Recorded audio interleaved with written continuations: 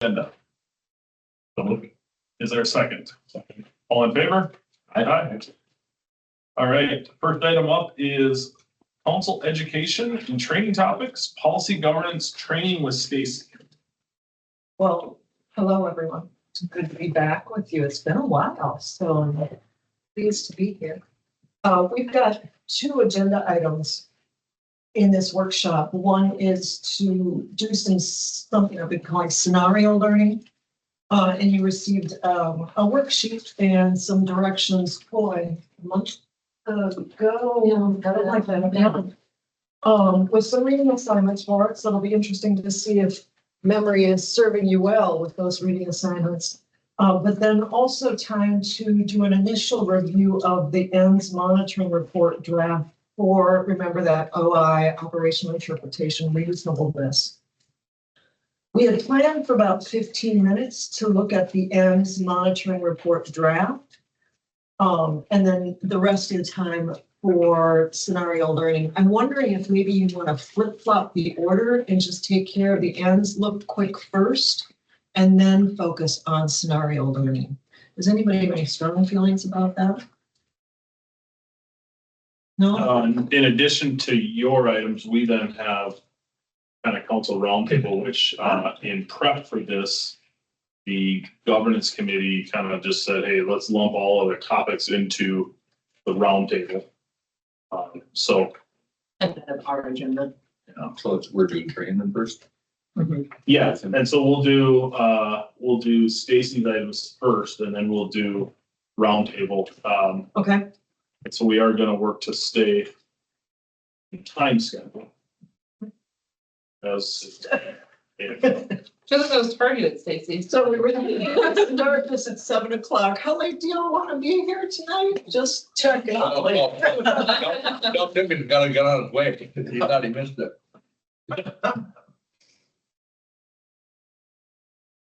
So with that, then let's, I will expedite as quickly as this group allows us to expedite without sacrificing some of the learning that we're hoping to do tonight, because there are some issues that we wanted to talk about within those scenario learning worksheet ideas that we had for you. So it helped me strike the balance between doing these topics justice and wanting to expedite and maybe get some sleep tonight.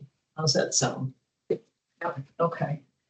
So if you want to start with the ends monitoring report draft, then I largely want to turn it over to all of you, because you've done this process before where you've looked at a first draft of Anna's operational interpretation for whatever policy it be. I think you've worked all the way through all of the executive limitations. So this would be the first chance you've had to look at end. So I'll maybe turn to either Anna or Ryan. Or what you want to be share. able to pull it up. Yep. That's not the print out. I'm mostly curious if the links work. I was able to get in. I had to actually work with IT to get my password reset today, but I was able to get into the SharePoint site. Yeah, was that new today? Because I got in there before. I think everybody's passwords were not working because every one of you was reaching out trying to get in there, but I wasn't sure if it was something I was doing on my end or that it did work, Ryan, once you got it. I was able to get in there. Because if we can use that, then it blocks access to the public on any of those confidential items, so it works really well. Yeah, I was able to get in. That's where I printed it off, read through and did some print offs of the pre-work, pre-articles. Yep. Okay. So what you're looking at is the cover page for the monitoring report draft that I'm prepared. Again, you're just going to be looking at the operational interpretation. This is one of the adjustments I'll point out that you've made to how you approach the use of policy governance. In a traditional approach, you wouldn't be looking first round at an operational interpretation. You'd be waiting until you got the whole thing at the end of the cycle being monitored. And that's just fine. But you're wanting to stay in your lane and say, when you get to looking at the operational interpretation solely, is this reasonable in this point in time? Because if you think about the fact that monitoring happens usually over a 12-month period, sometimes things change. And Anna's operational interpretation might need to adjust during that time. But this is a snapshot in time that you'll be looking at, and you're just getting used to it, number one. And number two, having that look and saying, is this reasonable? What are we thinking in terms of reasonableness? That might be something about, did she address all aspects of the policy? It might be, oh, there's just not enough information here for us to judge reasonableness. Any of those reasons that you're familiar with when you did the same process looking at executive limitations. So do you want to scroll down and let's actually start looking at the guts of this particular, this is infrastructure, by the way, which is, I forget the number, whatever it was. So 1.1 in city infrastructure. In here, global constraint, back up a second, just to set the frame. City infrastructure, facilities, technology, and equipment are delivered and managed to minimize risk and sustain secure and reliable services now and into the future. That's the global, the broadest level. And if you scroll down again, then we'll see those provision areas 111 and then down into 1111 through 1115. And hang on just a sec. I want to make sure the guys had a chance to just refamiliarize themselves with the policy language up here. Just take a moment, read those through so you can competently assess reasonableness when you get down there.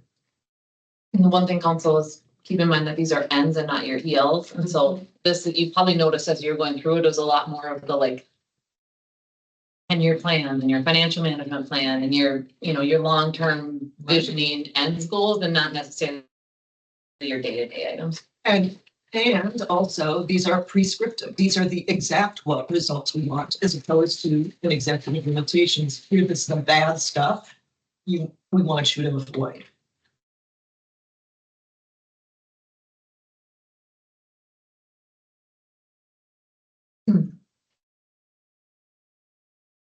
Everybody good? Can we move on to interpretation? All right, so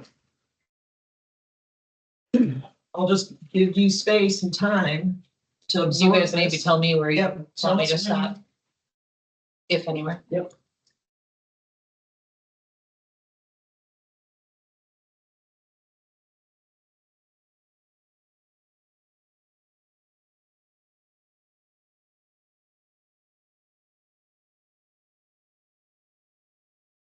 So this first part is about fleet and facilities, second part about roadway plans, third part about technology systems.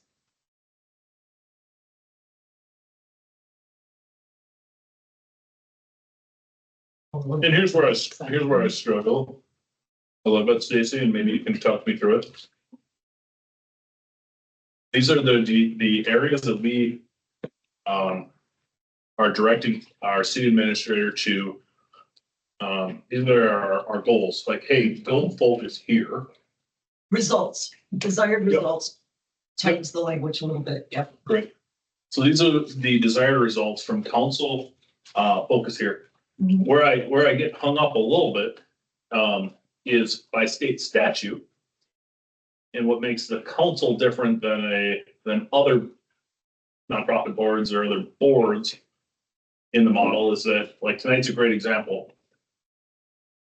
Buying a fire truck or buying a fire vehicle, Mhm. while it's part of the results we want her to focus on, it also still doubles back to us that, like, the procurement of such still also has to come to council and say, So she's gonna balance, if I'm understanding what you're saying, she still has to balance being transparent and meeting the expectations and executive limitations. For example, council has to approve purchases over, I forget what your balance level is in your financial condition activities. Or if state statute requires council, I'll call it sign off on something, she still has to bring that to you. That doesn't get her off the hook in an operational interpretation from sharing the bigger picture of what you charge you to accomplish for what you said before in a certain results area. Does that help, Brian? It does. My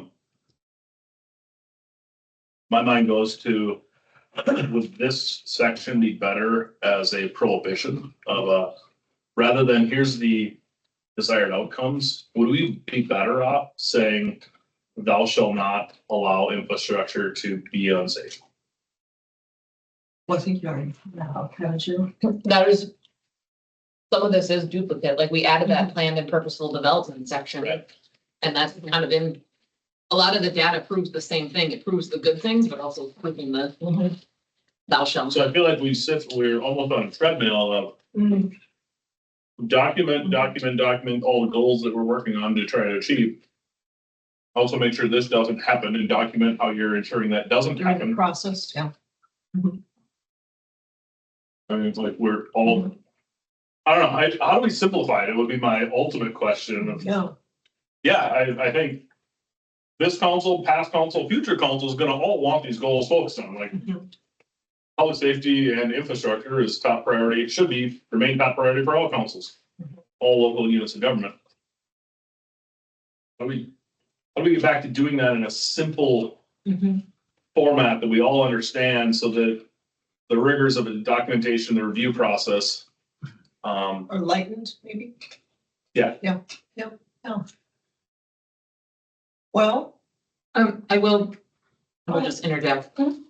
Governance committee, Brian and Jed and I have been kind of pre-planning for an April workshop where we have a little bit more time slated to. I think that's one of them on there, isn't it, Ryan, of like going through the, like, how do we simplify and make this more of a less bureaucratic process and more of a. And so, and that might be a larger question for us to talk about in April of like, okay, now that we're getting an idea of what goes into these monitoring reports, and we're learning too from a staff perspective of what's going into them. Like, how do we mhm. customize this to what our needs are and staff capacity? Like having, just being sensitive to that too, of how do we get a rhythm down and making sure we're not duplicating, like if we have a prohibition on it, do we really need a? Right. So, I'll defer that to. right, so then what I'm hearing from both of you is there's a larger issue of some duplications. Is it best to attack something in the framework of result? Or is it better to attack Yeah, maybe something that's the question. in the language of a limitation? And it may be a value judgment, maybe where you feel most passionate about seeing the information. But in your comments, I'm hearing that that's a larger conversation that should happen at a later date when you're looking at a lot of those duplicates. Not necessarily the here and now when you're looking at the ends as they're crafted in draft form right now to say, preliminary meeting, if that's a word, is this reasonable? So that Anna has a chance to do some course corrections if you're saying, whoa, this is completely off base. Does that make sense? No? Okay. So I think when we've done these drafts in the past, and just to be sensitive to time, it's just council's called out if there's specific areas that you're not comfortable with, otherwise we will spend a half an hour with me scrolling through 21 pages. So if there's certain spots that you want me to jump to that you were a little uncomfortable with, or like some of the data, you're trying something. Well, you new don't on have this one. data in there. Right? The links are in Oh, there the working. links are in there. Yep. Mhm. So you got your measurement indicators that are tentatively attached to that. Mhm. And it's coming to us Tomorrow. March 10th. Yeah, technically it was supposed to come to you today, but our workshop got delayed, so 15 days prior. So everyone will get it tomorrow. I don't have a calendar in front of me, but then back that up to the Friday before. You like Is when everyone needs to submit that back to us, back to me, the 6th. the 6th. So Will this be the first time that you'll be submitting feedback ahead of schedule? second time. Second time. Yeah. Excellent. Okay. So I think the ends too, this, again, we're gonna have to take this and make it our own. Sorry, Stacy, at some point, like what works. I know from an ends perspective, it's really important because it's goal oriented, it's structurally oriented, but it's so wide and ranging. And our board and I have taken this and made it our own. Maybe what this book says. And what we do often is, in August, we create an end survey that just really ultimately gives the board an opportunity to say, hey, here are the ends. How are you doing? How are we doing? What do you want to see more of? What do you want to see less of? Oh, and a report. Yeah, before we went to budgeting season, and it's hard to fill out on how we're doing, but because it's so granular, it's a 10-year goal, it was just busy work versus saying, okay, what do you directionally think we're going well on these high level goals? Well, it's not going so well. We can take that into account, and then we ultimately incorporate any things that we see as a staff into our budgeting process. That's a And then our Yeah. January update on the ends monitoring, which is our annual, we address also any concerns to the board members of saying, hey, you said you were a little concerned that we weren't going in this direction. We just want to show you all the places we showed you how we were going there. Just so you can reference those two things as we move into the next year. And that's just the one extra process that we made from the ends perspective to try to make it a little bit more. And you do that how often? Once a year. Once a year. August, the board does a survey. We take it into our September, October budgeting, and then we give them the ends at Yep. January, February. Yeah, and I was just talking to the Plymouth city managers, the outgoing president of the League of Minnesota Cities and Insurance Trust Board that I'm on, and they do like a board retreat with it.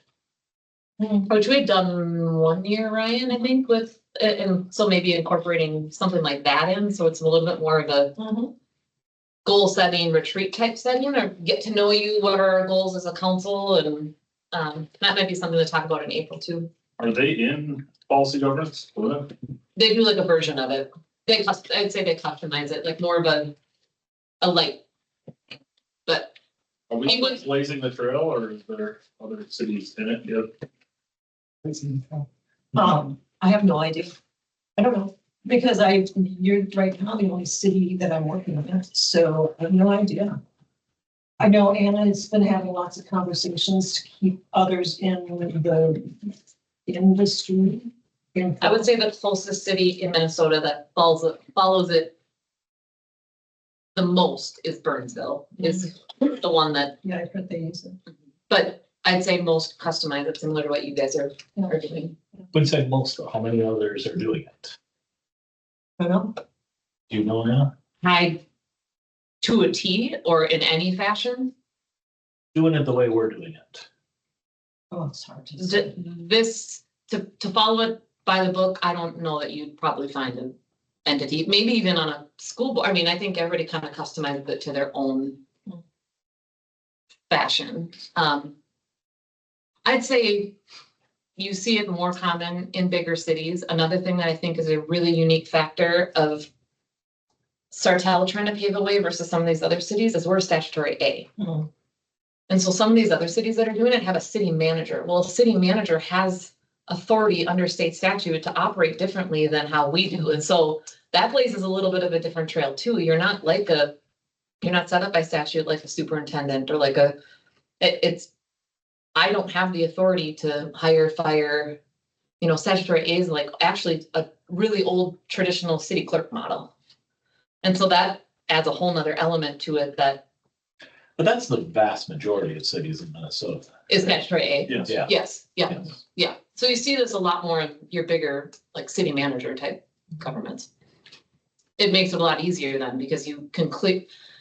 I think where it gets hard on State me, statute already dictates. Exactly. the relation between a council. Yes. and- where we are dealing with some of these gray areas where it's like, well, you want to delegate by policy, but then by state statute, you actually can't. I mean, it still has to come back to, so there's these like kind of funky spots where I would say that's where we internalize. the you most. customize it, yes, Yes. in some of those areas. It actually is more discretion or approval. It's needed. Well, and one of my phrases is always figuring out how to govern well despite the law. I mean, we all spent time at the beginning looking at all of those goofy things that the city council itself should be approving. What was the funniest one of all? Dance halls or something like that. How do you really, Weed inspector. inspector, right, so how do You were you gonna really delegate. govern well despite the law? For us. Yeah, There's no Weed longer a inspector? weed inspector. What?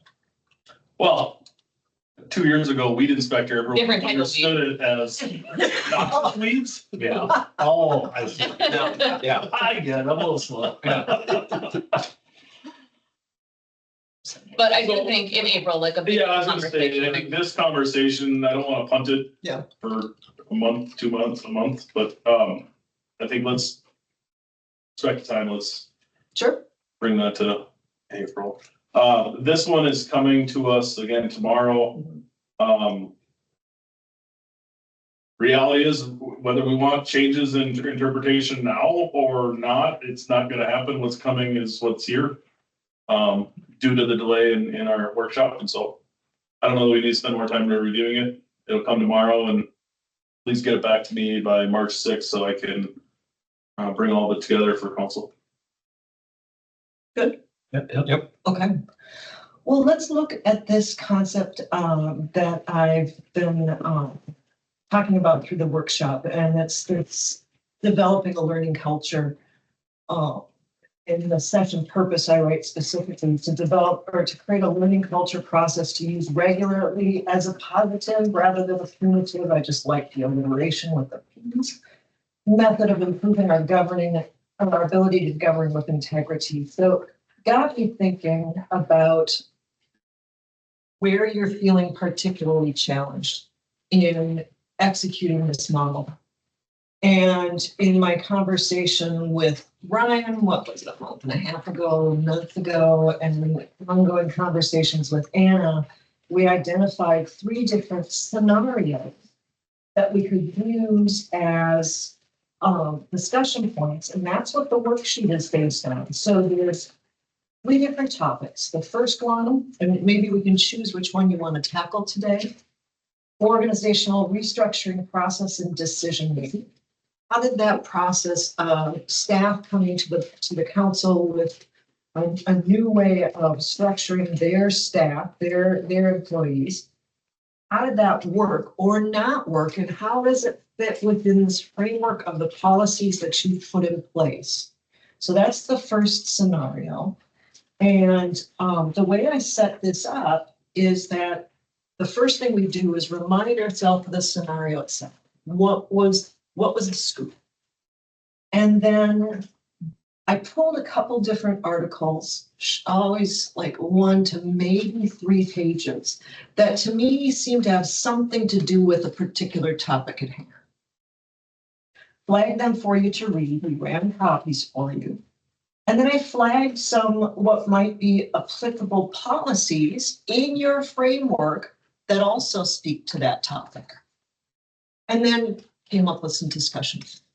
So the thought is, anytime in the future, when I'm long gone, when all of you are long gone, there's this process put in place for putting an issue on the table to say, how can we work our way through it?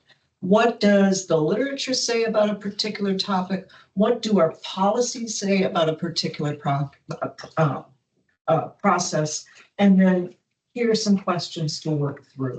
And then talking about what are the implications? What do we do? The so what about this? So that's why you see the same process for all 3 scenarios. I want you to get comfortable with that idea of using scenarios to get smarter about what you do or to just simply solve a problem that you're facing. So does that make sense to you, that approach that I'm outlining, learning or growing through a scenario process? Yep. Sometimes it's easier than just saying, here's the damn problem, let's just fix it, without having the tools around you to fix it. Okay. Yeah, I think the scenario learning is something that makes it a lot more tangible for us, Yeah. right? For everyone included. Yeah. And so, And it can be kind of fun. You need to check it. no, Oh, TV's on the radio, they're gonna be talking all night, I'm sure. So I mentioned the first one. It's about the organizational restructuring process and decision-making. You would have looked through and you saw the second one, the use of committees is something that I already had also come up as, God, you know, how is this working for us? With a full description after it. And then the third topic for a scenario was practicing the discipline of any reasonable interpretation. Because I saw during some of our conversations, particularly when we were onboarding the two of you, I just, man, how does this reasonable interpretation work? So I added that as a third scenario plan. So there are the three scenarios. Which one do you want to tackle? Which one do you want to tackle first? And we'll see how far we get into the other two. I think and so the pre-read, when I talk about scenario planning for me, it's less about the pre-read, right? I know the pre-read had one for each of the sections, but it's more about like our example, right? And so I think let's start with the board changes. I think that's the biggest one that we've. Organizational Yes, you said board changes. Sorry, the organizational changes. Okay, are y'all, is that a good one for all of you? Yeah, Sure. okay, so that's the first one up. And here's where honesty helps.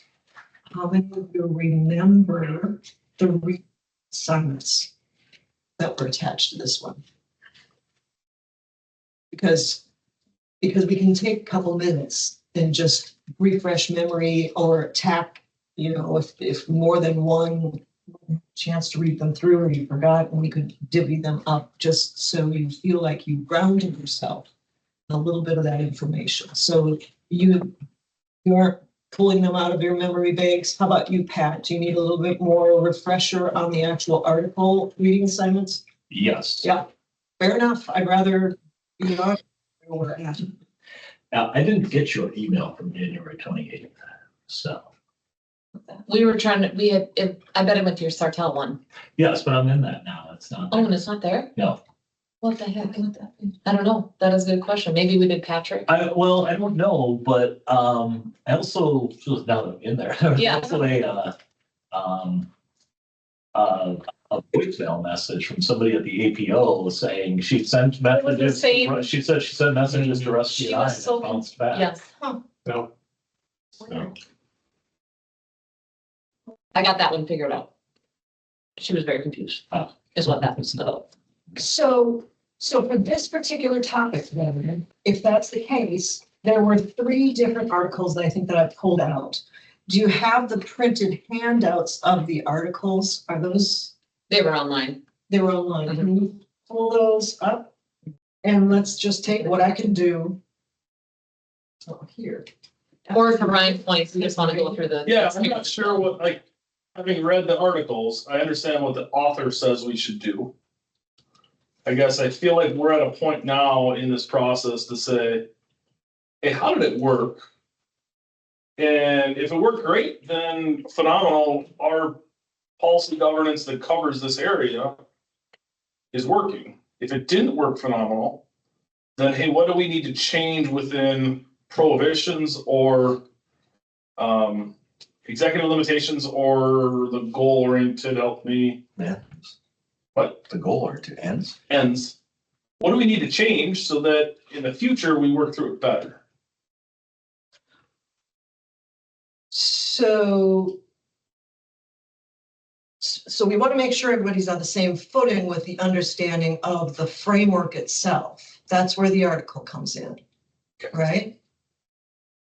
I'm not sure, right? I read the article, and we can take time to read the article. I read the article in January, I read it again today, and I'm not sure that it helps me in Okay. any regard How here. about you, Jed? Did that help you? I just think it confirms what we had talked about, so I don't know how much you went through Okay. from a training perspective, but Okay. just talking about delegating to a Okay. CEO with empowerment, and, Okay. you know, the importance of that, having oversight separation. Okay, so how about this? Let's start a discussion. And do you feel the need to reference the policies that you already have in place in your policy framework on this topic? Sure. We do that, and I don't see that everybody's got their binder, so maybe if you pulled up. What? Good job, Pat. Hey, that is, it's totally last time to bring it. So if you've I got was your. missing a brick in my house. So Anna, maybe if you could pull up the policies themselves. Which one would you like? Let's, the first big batch is, well, 434, which is the Minnesota statute 412, authority retention.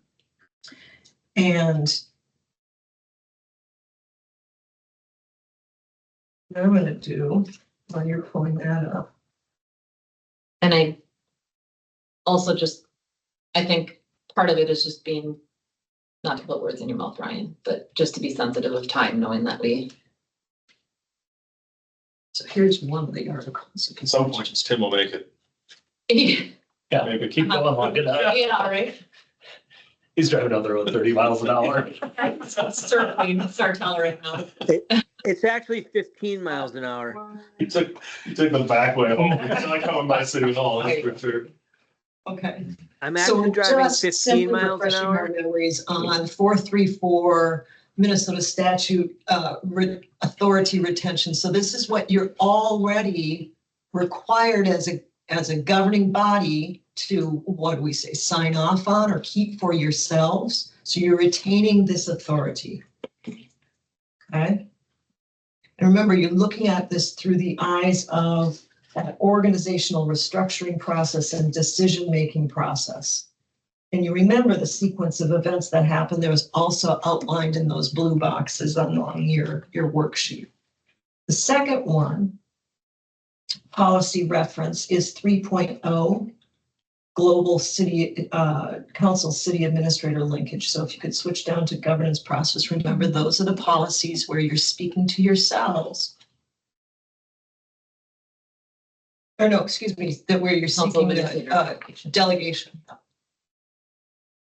3.0 and then 3.2. So city administrator is the sole point of contact. Can you make it a little bit bigger? Yeah. Then 3.2, accountability of the city administrator. Oh, right there. 3.3, next one down. Sorry, global level, the city council the council will instruct the city administrator through written policies that prescribe, you know this stuff, right? Allowing the city administrator to use any reasonable interpretation of these policies to formulate strategies to improve the city, solve city problems, and to adjust to social and economic trends. 2.0, that switches us over into executive limitations. That's that broad policies that says to Anna, don't do anything illegal,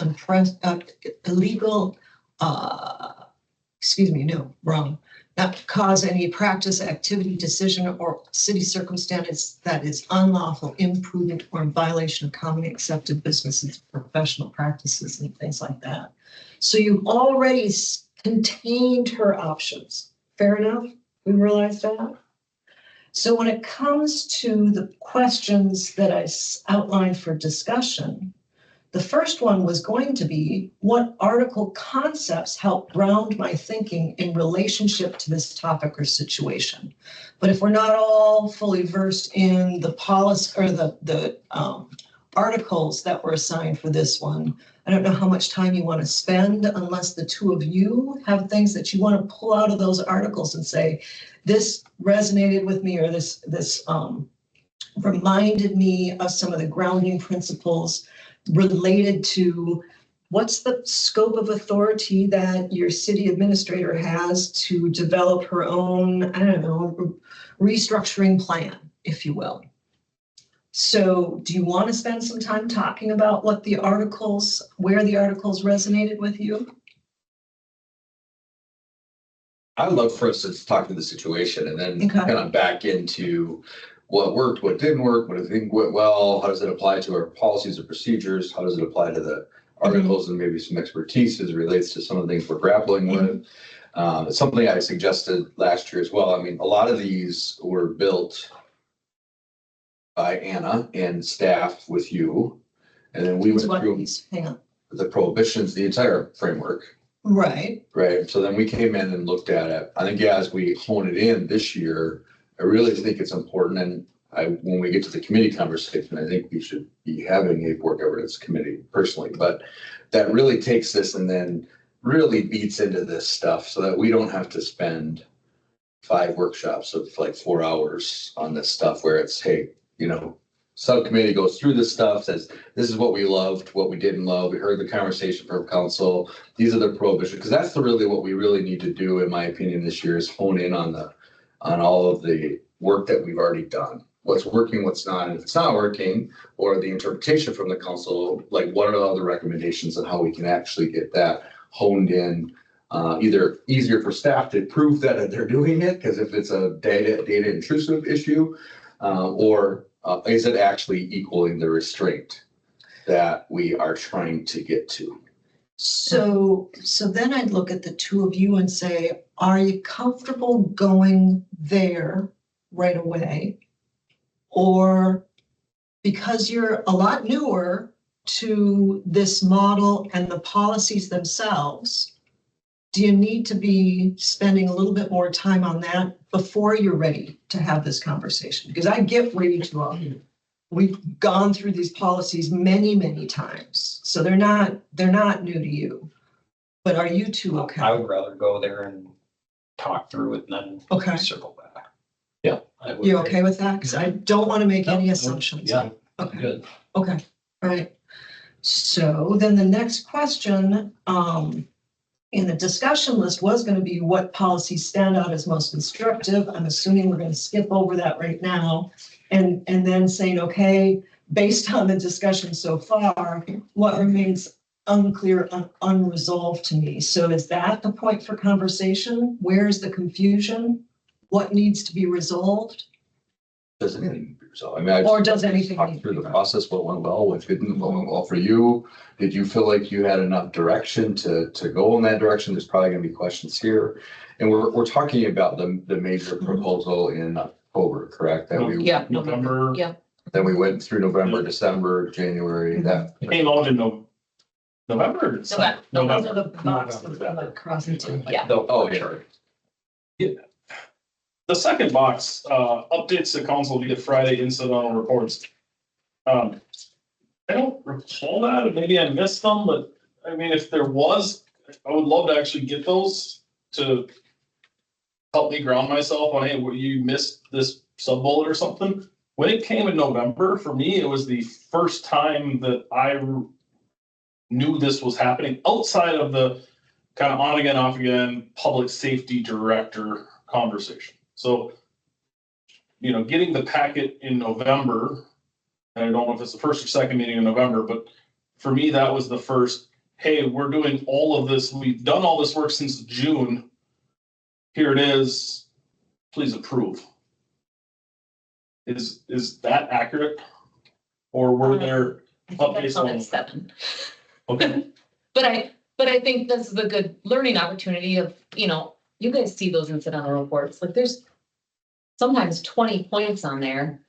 And maybe how I was relaying things of, I think the last one I had given you guys before it came in November was, I'm going on vacation. When I come back from vacation, I'm going to give you guys what we've been pulling together on this org restructure. We've been working on it since June, like we'll be presented. But I think it's buried in this list of 20 other items that you're reading at the same exact time. And so that was a good learning opportunity for us of, I think Jed, you and I talked about like, Anna, maybe we were one of the misses in there was, I was trying to keep council updated in my Friday update, but I think maybe we missed on like a directionality or like some sort of a committee review or something along the way, because you guys get every Friday 20 to 25 points in an email that you're then supposed to try to keep track of all of those. Staff's assuming that you're memorizing them all, right? I mean, we're getting them out to you and that they're at the front of your mind.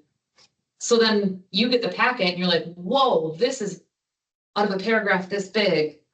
I didn't realize that this is what you were actually bringing, right? I mean, it's like. well, I don't want to put you on the spot, but had you got 7 updates or? I wouldn't have never guessed it was 7, but I will say, I think where I felt was the levity of the plan, right? So it seemed like we were trying to get into a budget, right? Coincided with budget, do some of the things that we were doing. I knew there had been chatter about it, but there was never really an official kickoff. And then all of a sudden, here's the plan, which was way bigger than maybe I didn't put Then a them all couple together. updates. That's just Right, like, hey, I right. think we're Yeah. kind of considering a public safety director to, whoa, maybe overhaul, which is what we asked for, which is great. That's fine. That's good because you wanted to present it for. I just felt when I saw it in November to you a little bit where it was like, I felt like I was digesting something to that degree Yeah. for the first time. That's why I think it took us a little bit while of like, hey, I need to process this. I need to work through it. I think if we would have maybe had a workshop kickoff of what you and the team were doing, maybe that would have been a little bit easier. Because then in the updates, it could have been more specific versus, again, I didn't know if we were looking at public, well, a lot of the interim moves that you were making Yeah. as it relates, that probably came out through your conversations, so. Yeah, and then you add into the dynamic of it that how it actually started in May. I think one of the first updates out to council was that we still had Lisa and John and he was transitioning out. It was an entirely different focus, mostly around parks and then the public safety concept. Peter was still here. And then all of a sudden by August, you had two new directors that were gone and the whole thing pivoted to interim roles and it changed. And so you had those dynamics in there too, but I think ultimately a really big takeaway from our perspective was, you know, we felt like we were making updates along the way and should have included a more of a directionality aspect. And it is this weird, like I've talked about that statutory aid, it's this weird dynamic of we went through all the policies and we're like, okay, what do we have the authority to do based on the policies? And we felt like council had delegated organizational structure, that it's our operational organizational structure. We set it. So we came into that meeting feeling like as long as we've come with all of the data and all of our decision points and external input, and we've done all these things that they've required in policy, that will have council support because they've delegated this to us.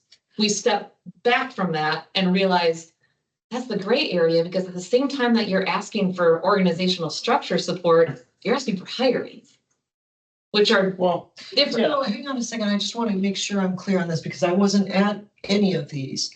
So what I'm hearing from you two is we just wanted to have a bit more of a formal heads up to this, like bring us along in the conversation. Yeah, I just felt like if you would have come to me and said, hey, we're gonna present in November, it would have been, oh, she's gonna talk about the public safety Right. director versus other, not, whoa, like 5 different changes. Yeah, and Pat and I don't know about, I know I was maybe at one meeting before you. Yeah, that was one of the first ones, And, yeah. yeah, I was with the record of midnight council meetings.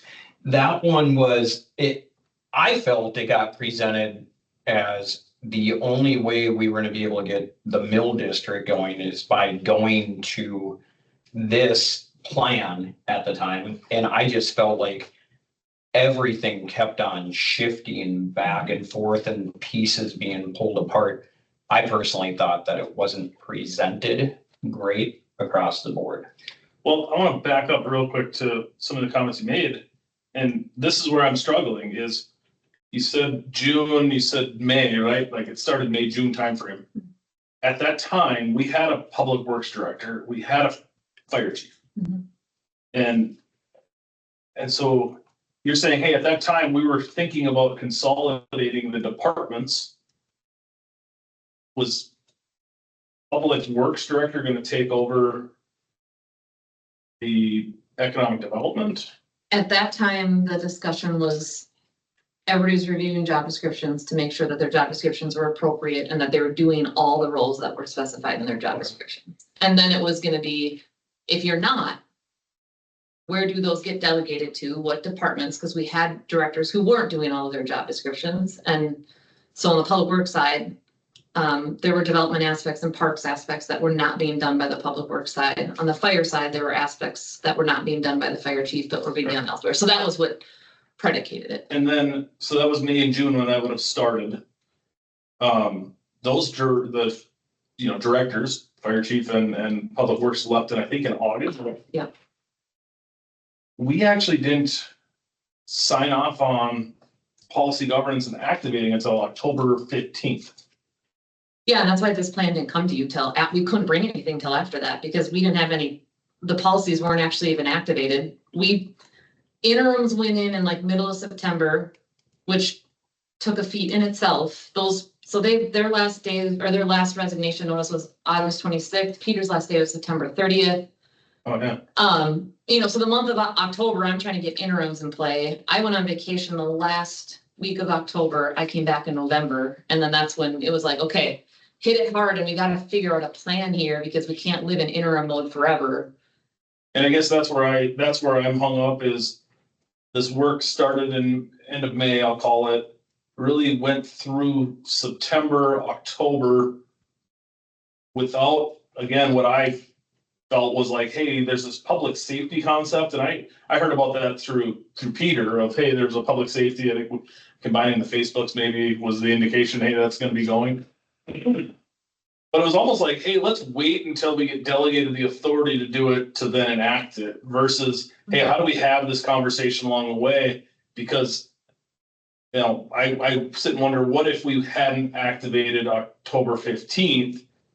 Like, when would this have come No, up? that timing was purely coincident. Like, we had an entirely different plan in May than what even came to you in November. Because you went from having, what started this whole thing is the fact that we had filled every single director level role for the first time ever since I had been here. And then by August, you had 2 vacancies. And it was like, okay, now we flip. August 26th, they resign. September is, Peter's last time. Like, literally, the very first time that I actually could catch my breath and had interims in place and had solved that issue to be able to even pick this back up again was not till I got back from vacation, which was November. So it was purely a timing thing. Like, everything essentially was blown up on it from what we started in May versus where we landed in November. Policy governance happened in the middle of that, but if anything, it honestly kind of muddied it because we weren't entirely sure, like, is this our decision? Is it not? We know we have to come with a really well thought out plan and we have to have external input. We have to have all this data and we have to show how we're going to have commissions. And like, we try to check all those boxes, which was part of what that presentation was. We were very hung up on paying for the mill district. That was like a huge driving factor of it, of like how we've got this mill district that we now approved and we have no money set aside for it. And I think that was to me, a really beautiful part of the process was hearing from council of like, Anna, separate that. It is not, that can't be tied with the staffing. And as soon as we were able to do that, it was that adjusted people's outlook on it because you're spot on, Rusty. We were very hung up of like, we know this mill district is a huge priority for the council. The only way we can fund this thing in its totality is by cutting back on wages and distributing it to consultant budget. So that was absolutely a massive piece of it for sure. But I think from a staff perspective, I mean, I just put in my comments, like, all in all, I thought that the final end outcome was excellent. Like, I thought council gave really thoughtful input, staff listened.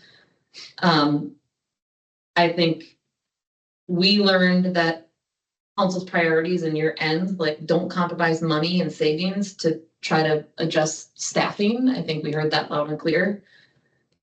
I think our thought going into it was we have to check out, like, we've got to make sure this presentation is this big, hour-long presentation that checks all these boxes. And I think what we learned is that council maybe would have preferred that chunked up into a couple of different committee workshops or whatever it might be along the way instead of one big massive presentation, but.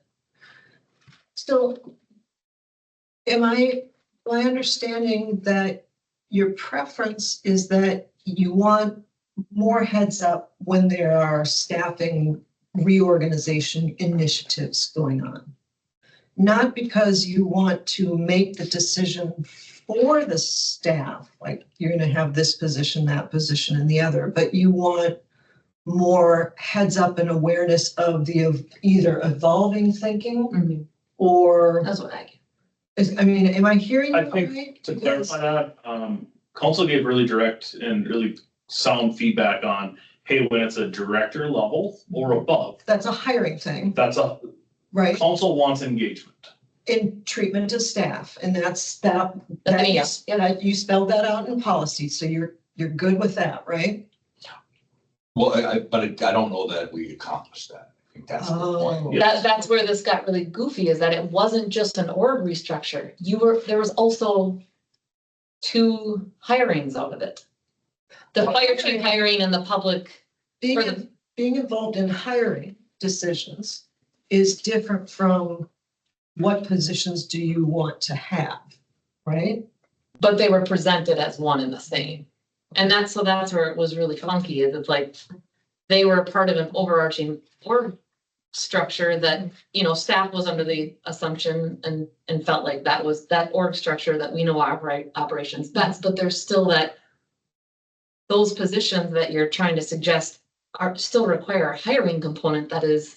But even the hiring piece, though, for me, when we look at the director level, the hiring piece, and maybe we need to change that a little bit, it's just really, we want to be involved at the director level and above from a hiring perspective. But when you're gonna make an org change, that I think was like there's 2 new hires, but then there was some rearranging. So I mean, it impacted 3 different director roles, 2 of which we're gonna have very maybe creative outcomes as it relates to what their jobs might be. So then that posed a lot of the questions of like, well, can we rehire? Can we recruit for that position?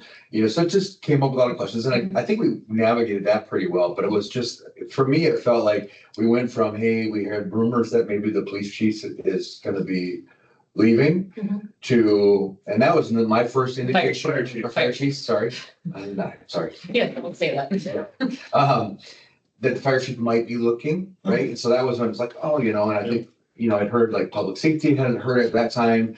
Then we unexpectedly had the public works director who we had just hired, no longer here.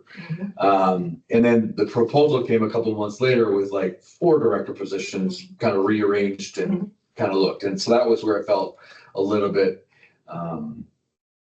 like we didn't have a heads up, where it felt way bigger than what, I was originally thinking. So then what's the so what in terms of your policy framework? Have you made adjustments to the language anywhere in your policies so you're set for when, if this happens again? I mean, that's the bottom line, right? You want to create the stability in your policies, so you've got the roadmap. So council did make some amendments from the dais of, hey, rather than just because of the reorg specific involved in public safety, it's not just the director, but also what we're, I think at the time, calling deputy director, which really would cover, if you recall back, one of the things previous council said is, hey, directors, especially the police and fire chief, we want to be involved in that hiring.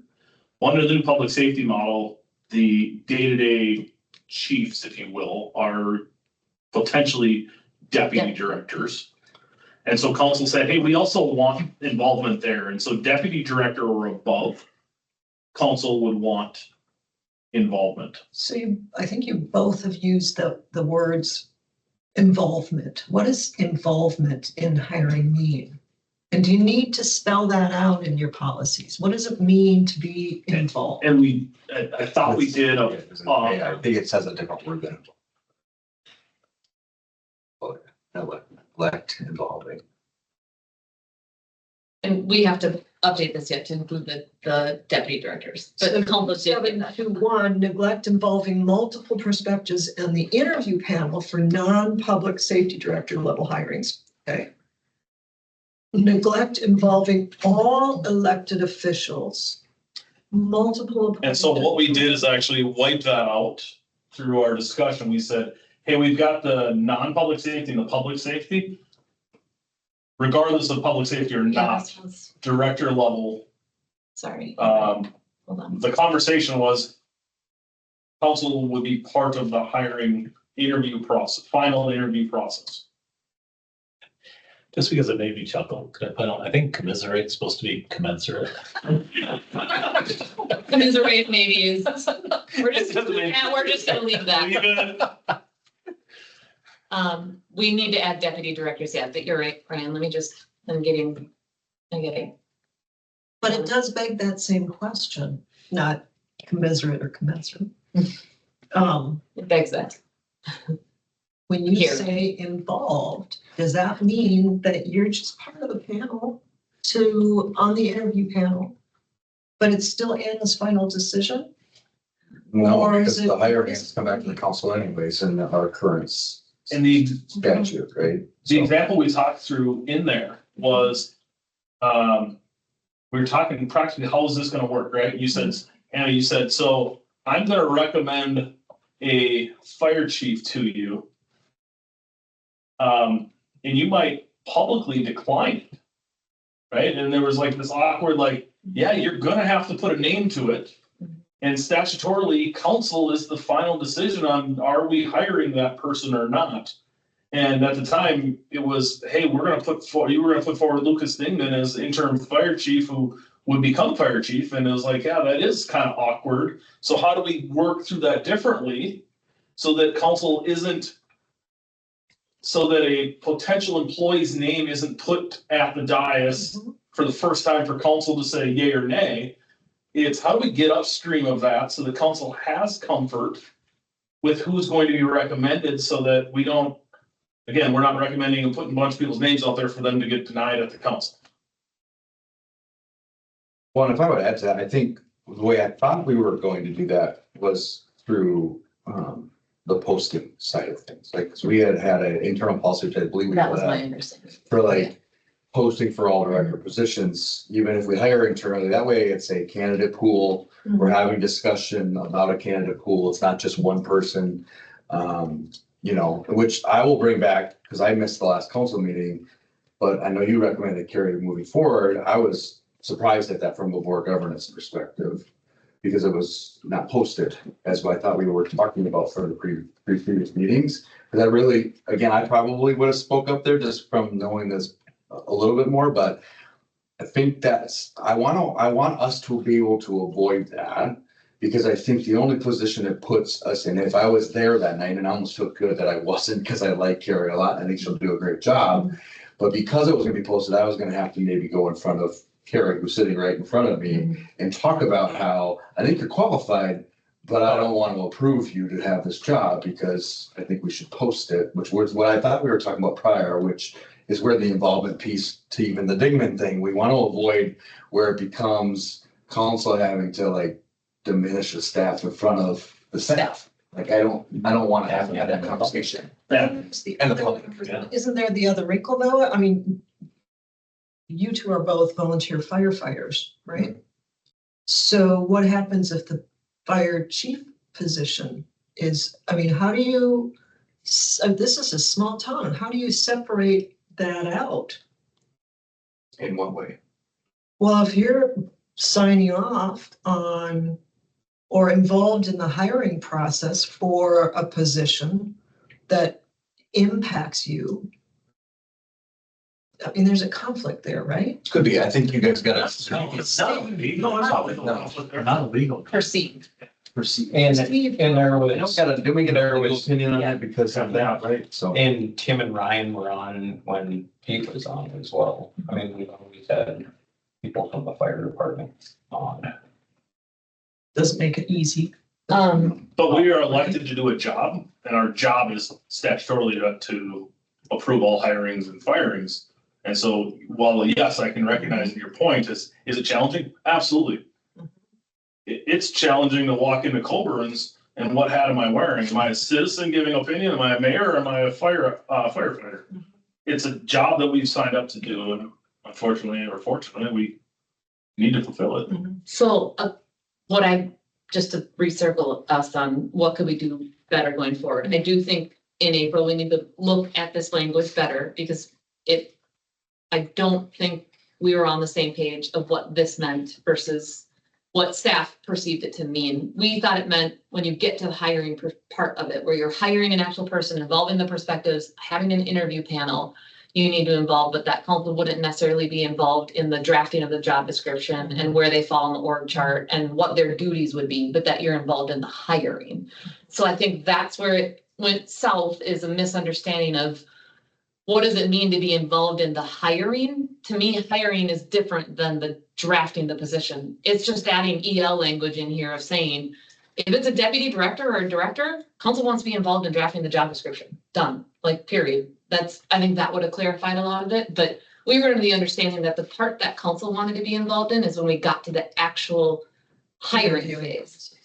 And so that's different than the org restructure. And so that, to me, that's just a change in language and clarifying this better.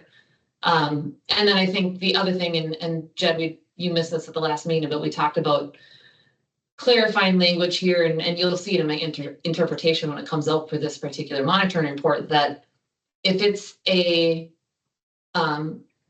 we did it with both Brandon's positions and Carrie's position, you had 2 director level roles that were created that there weren't actual vacancies. And so posting for it, when there's not actually a vacancy and there's no money for a vacancy and there's actually not enough job duties to hire an entirely separate person and keep a police chief and also keep a city planner project supervisor. Like, we wouldn't have been able to post a director of public safety and have Brandon. They had to be one and the same. Same with Carrie. Like, we wouldn't have had a director of community development and a project supervisor. They were one and the same. There wasn't actually 2 vacancies there. And so then you're posting a position to the public to apply for and running a hiring process when there's actually not a budget or workload for that position at all. And so I think we need to clarify, and you'll see it in my interpretation, that it is when you have a complete standalone vacancy that this process is leveraged. Yeah, but this is where I think this really can get a little dicey though, I think, because As written, the way it is right now. yeah, and then the way we're interpreting, because the way I would interpret that, of you as the CEO proposed a org structure that ultimately could have a place where, should we choose to go in the Brandon direction, we need to have this direction, which means you basically don't have a spot for Carrie unless she gets the job. Like, so you're proposing an org structure that will impact an employee one way or another. And, Well, it wasn't necessarily that Carrie would apply for it, though. It would have been any of the supervisors. And then their supervisor role would have paired up with, so it wouldn't have been that they would have been out a job. They would have just promoted, essentially. Just like what Brandon did. So his became police chief and public safety director. That public services one would have been one of the supervisors combined with the director role. yeah, but then we went forward with a new position of Public director. works director, yep. Which we had the vacancy for. We had the dollars for. What is Carrie's new position? Development director, yep. So we promoted a director without an external posting. And basically it was your person, right? Like, hey, I think she's killed. I think she probably got the job, but that wasn't what we had in here. So that's kind of where there's a gap there, because the org structure that you were presenting, you're going to have an outcome where a supervisor could apply for it and we might hire someone externally. You're going to have a staff issue. I would hope that the council would take that under advisement as we go through that process. Or Carrie could apply and not get it, and then we don't have the money. And so what does that do to her position? So. And I think we got to talk about them, Brandon and Carrie, just to point that out, because they both were handled the exact same way. And that put me in a really, like, you had Brandon doing the exact same process and there were no questions asked. And then you had Carrie, a pregnant female, going through the exact same process. And it was like, ooh, time out. We got to make sure we are running these processes exactly the same. And so I had to step back and I was like, okay, council didn't ask about interviewing for Brandon's position. They just promoted him to it. They did not once mention that we would go external. It's the same exact process. It's not though. And from my chair, it wasn't. So if we would have had that conversation, and I thought I had said that multiple times, it's not because we're taking a director and keeping them a director. Now we're promoting someone to a director. That's a different conversation. Like, it's the same as that, like when you were saying, I might move Nikki over here. I think you remember at council, I was like, well, I mean, she's already a director. So whatever you want to do with your staff at the director level, I'm not going to tell you that. I don't know if I like the org structure. I have some questions on that, but I'm not going to tell you how to move your directors around. And if you make a staff change on the director level tomorrow, that's up to you. It's more in the hiring and the promoting. And in my perspective, the police chief is not a director. It's, how are we defining director? We remember we separated them out here. Their department head, and then we did public safety hirings. There's the police chief and fire chief are separate of our department heads. We went and separated those both out. And so they're not, in my opinion, the police chief and fire chief are public safety hirings and department heads are 2.7.2.1. Maybe technicality, but weren't the police chief and fire chief part of your department head meetings? And so is Carrie. So now you see where this gets like super messy of, to me, they were the same. Yeah, and I wasn't looking at the individuals, and I don't think we talked that way, so I'm not worried about that. I get your perception piece there, but I was looking at it more of like, hey, we're taking a, like, I look at the flip side, right? Like Wayne, we refuse to allow him to, like, he has to Yeah. apply, Yeah. and like, we were at the post directory, and a lot of people in town are like, the guy's been the assistant here forever, why don't we just give him the job? And we're like, well, this is a new director job, we want to post externally, we hope he applies, and he probably has a good chance to get it. That's how I was looking. Yeah, oh no, I Difference get between, that. like Brandon and Carrie was, once you're at that level, you're at that level. And we actually put that into city policy, like not even just policy governance, that's city policy. That director level has to go external. Mhm. And so I think to your point on the Carrie, I won't say Carrie, on the economic development director level, not only I feel like it went against for sure, in my opinion, the spirit of policy governance and the conversations we've had just in the last 3 council meetings. But it also seemed to go against our personnel policy that, again, goes back to Chief Hughes's retirement is when we enacted that. Yeah, I felt like that was, I hear what you're saying and I understand your perspective. I'm just asking you to hear from my perspective of the police chief by our governance and by how practicality of how we function, Brandon's role carries, there's no difference. He's not a director role and it's not a department head role. And she sits at every council meeting, presents on every item just like he does. She goes to every department head meeting just like he does. In practicality, they are the same exact level. And what we did with Brandon, we did with Carrie. Yeah. And I So, I mean, because Carrie has been, and just correct me if I'm wrong, Yeah. but I mean, when I got here, there was a different position that we didn't fill. And Carrie kind of covered that, correct? the director role, yeah. So, yeah, Scott, So I kind of was looking at like Carrie's been this long-term interim. That yes, she's been in the meetings, but she's in a long-term interim. We haven't posted for the director position. You're running your staff and hadn't brought that forward for the first year and a half of the year, right? I do think it's important that we talk about department heads versus directors, because to me, he was already leading, public safety on the police side. We said we're going to combine those two and then create 2 lower level positions below them, right? So it's still keeping him at that director level. He's not going to be like walk in a room and I don't know, one of your other directors or Rob or now Carrie Mhm. is still equal to him, right?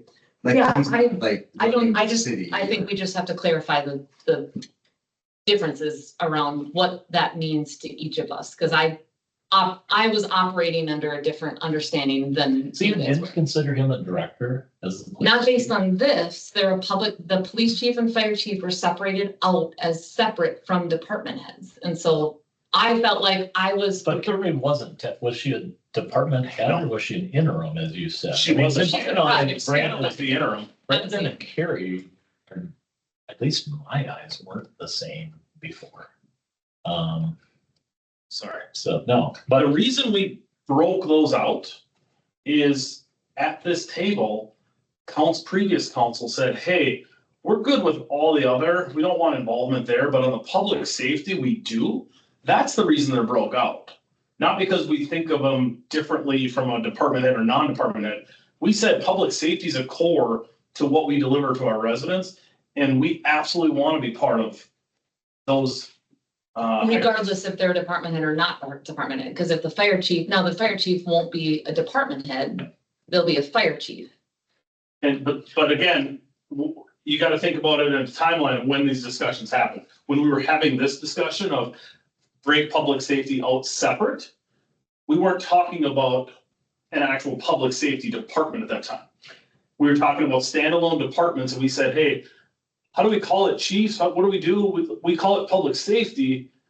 This would have been It was the meeting right before it was a meeting right before the org chart, because we were asking for clarity, knowing we were coming with the department head ask around the fire chief. So Regardless, these policies need to stand the test of time. Nobody is going to remember the sequence of the past meetings. So If the council feels it critical that they be involved, however you define involved, in the hiring for however you reframe that, it needs to be clearer than what it is right now. Yeah, I will ultimately, if you guys spell out exactly what you want, we will do whatever you ask. We were under the understanding of something entirely different than what this was spelled out as. And so I think And let's the just, interpretation from what I'm hearing was not. The only piece on that though, and we had like 4 meetings in a row where, I mean, I know I said it at least 3 of them. It was like, we're posting for the director, but that was where I was like, what? How did, what? And it has nothing to do with the people, like remove the people, yeah, no. right? Like, I think, again, I think. My understanding on that one was that we were talking about the public services one, because we didn't talk about posting the director of public safety and we didn't talk about the director of economic development. We were talking about the public services one. So I thought we were focused on that one and not the other two. And So- If you were to fix this, for me, it would be the director level. deputy director level Well, 2. yeah, you can call it deputy. Yeah. I would call it director level, hiring, Job decisions description. and interviews. Yeah. Right? And any public appointed required position, which covers your deputy directors, correct? Like, Yeah, that's true. There's chief, do you have to have an assistant? Like, you have to have somebody designated. Yep. So. Right? But to make a move amongst your directors, Not a big, yeah, I don't want to tell you. as long as they already I exist. mean, that was a part of your plan there, like even Mhm. when you're moving it, you're like, I don't know about that, but you know what? If That's you're Anna's deal- call. She's our director. So Ryan, go ahead and then I will Go make. Well, no, Excuse me. you started to say, while there was a discussion going on, you started to say that's not an unreasonable interpretation, is what you said, Anna. So this is my hang up on policy governance, and we spent a lot of time with this. This idea that any reasonable interpretation, if you're strictly following the rules of policy governance, because her interpretation wasn't unreasonable, we should just drop this discussion because Anna was in the right and that's it, because that was her reasonable interpretation. No, what we're doing then is, But that's what you said though, any reasonable interpretation, you just told her hers wasn't unreasonable. So then by definition of the policy governance, you have to accept that. not necessarily. If the board doesn't like where a reasonable interpretation went, then your response is to tighten up the language, which is what you're doing right now. You're saying that sent us in a wonky direction. It's not where we want to go. How do we need to tighten this language up to narrow in the playing field so Anna has fewer options or whatever it might be? And that's where I think the hangup is because when, in November, when the big org change came, council gave some refinement to say, let's tighten this up Maybe into that language. to that Yeah, language. yeah. And then come February 10th, which was last council meeting, is where it came forward again. And it's like, wait, that seems counter to what we've been talking about, right? And so I'm struggling on how do we further refine it other than council? I mean, council gave, a majority direction. and But refinement. did you on the dais approve the policy change? No, we hadn't had one, it hadn't been presented to us, right? We gave feedback. But these are your policies. You're not giving her feedback on your policies. If you're gonna change the language of the policies, go ahead and change the language of the policies, put it on the agenda item and. Well, to be clear, I think to Jeff's point earlier, hey, this has been written by staff to date, and now we need to, I think in 2025, we need to take it and go, hey, let's all get Word document on our computers now, and let's make some adjustments. You had, fine, make more adjustments, but you have had plenty of opportunities to go in and do the refinements during these sessions. That's right. I mean, that's. we spent- I see, that's where I think we need to refine this. Well, it's not that. To me, I think, and being in this for 11 years, you're gonna have situations that come up where we're gonna get in there and be like, how It's did it been work for gold, you? yeah, How yeah. did it work for you guys? This isn't how Which is I what wanted you're it to doing. go, Yeah. which is what we're doing. Yeah. Okay, so I think that needs to be more of us, ongoing, like, let's not go into 4-hour workshops, but like, hey, this one didn't feel right. Mhm. Board governance committee, what do you think? And I would want Mhm. staff beyond that to say, hey, how do we hold this in? If you're having to fill out 55 pages to prove to us how prohibition's working or not, like, that's not sustainable over time. Right? Like I showed you what ours look like now. We don't spend a ton of time on it unless there's an issue. Like it is dialed in. Every executive knows what the report is. It's an automatic report. They're not spending 85 hours trying to prove to us they're doing their job, right? But that's how you make it efficient. So I think it needs to be a joint working team to get there. But the only thing I'll say on the spirit piece though, Yeah. like this was a workshop. So we haven't seen the interpretation yet. Are you talking about ends? So I'm just gonna talk about this right here, Oh, right? okay. Because you had just said when Ryan had said, hey, you know, you had plenty of time to write it, which we did. Mhm. We got presented a plan. We were like a little bit hesitant. It wasn't working exactly. I'm sure staff's like, ah, shoot, it didn't work, you know, so it's not magic. Where Right. they didn't get a hard no, they didn't get a hard yes. And it's like, well, what do you need from us next, right? And we're like, we need to process because we're not so sure, because this feels like the first time we've seen this. Right. But we had multiple meetings since then. So that's where February 10th felt like it wasn't a reasonable interpretation to me of like, I felt like, hey, if you were in those last 4 or 5 meetings to make that recommendation without the context you just shared right now, Yeah. get it now, that piece of it, because I don't want to make her feel that way either. But that's where it felt like it was like, hey, we haven't seen your interpretation. It's not coming till August. During the last 4 meetings, I don't think that's a reasonable interpretation of what we were just talking about. That's where it felt up. And again, I wasn't there, so I just got to see it secondhand. Yeah. Right? So, and I think why I'm pointing it out is not anything other than to improve the process. I think that is where this model can erode. Right there, right? Like that's where it erodes, where people start losing faith in it. Mm. That's where I think that's the piece.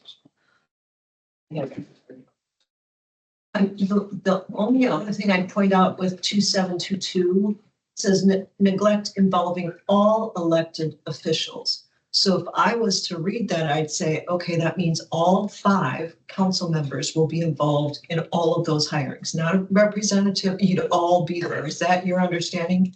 So you are all there. Yes. All right. So what's the takeaway in terms of, what was the, I can't remember my worksheet questions, the next steps, what has to happen next on Anna's plate, what has to happen next on council's plate? I'm first, I'm trying, but can I throw out a couple more Oh, things that's sorry. just because I think this one is really important.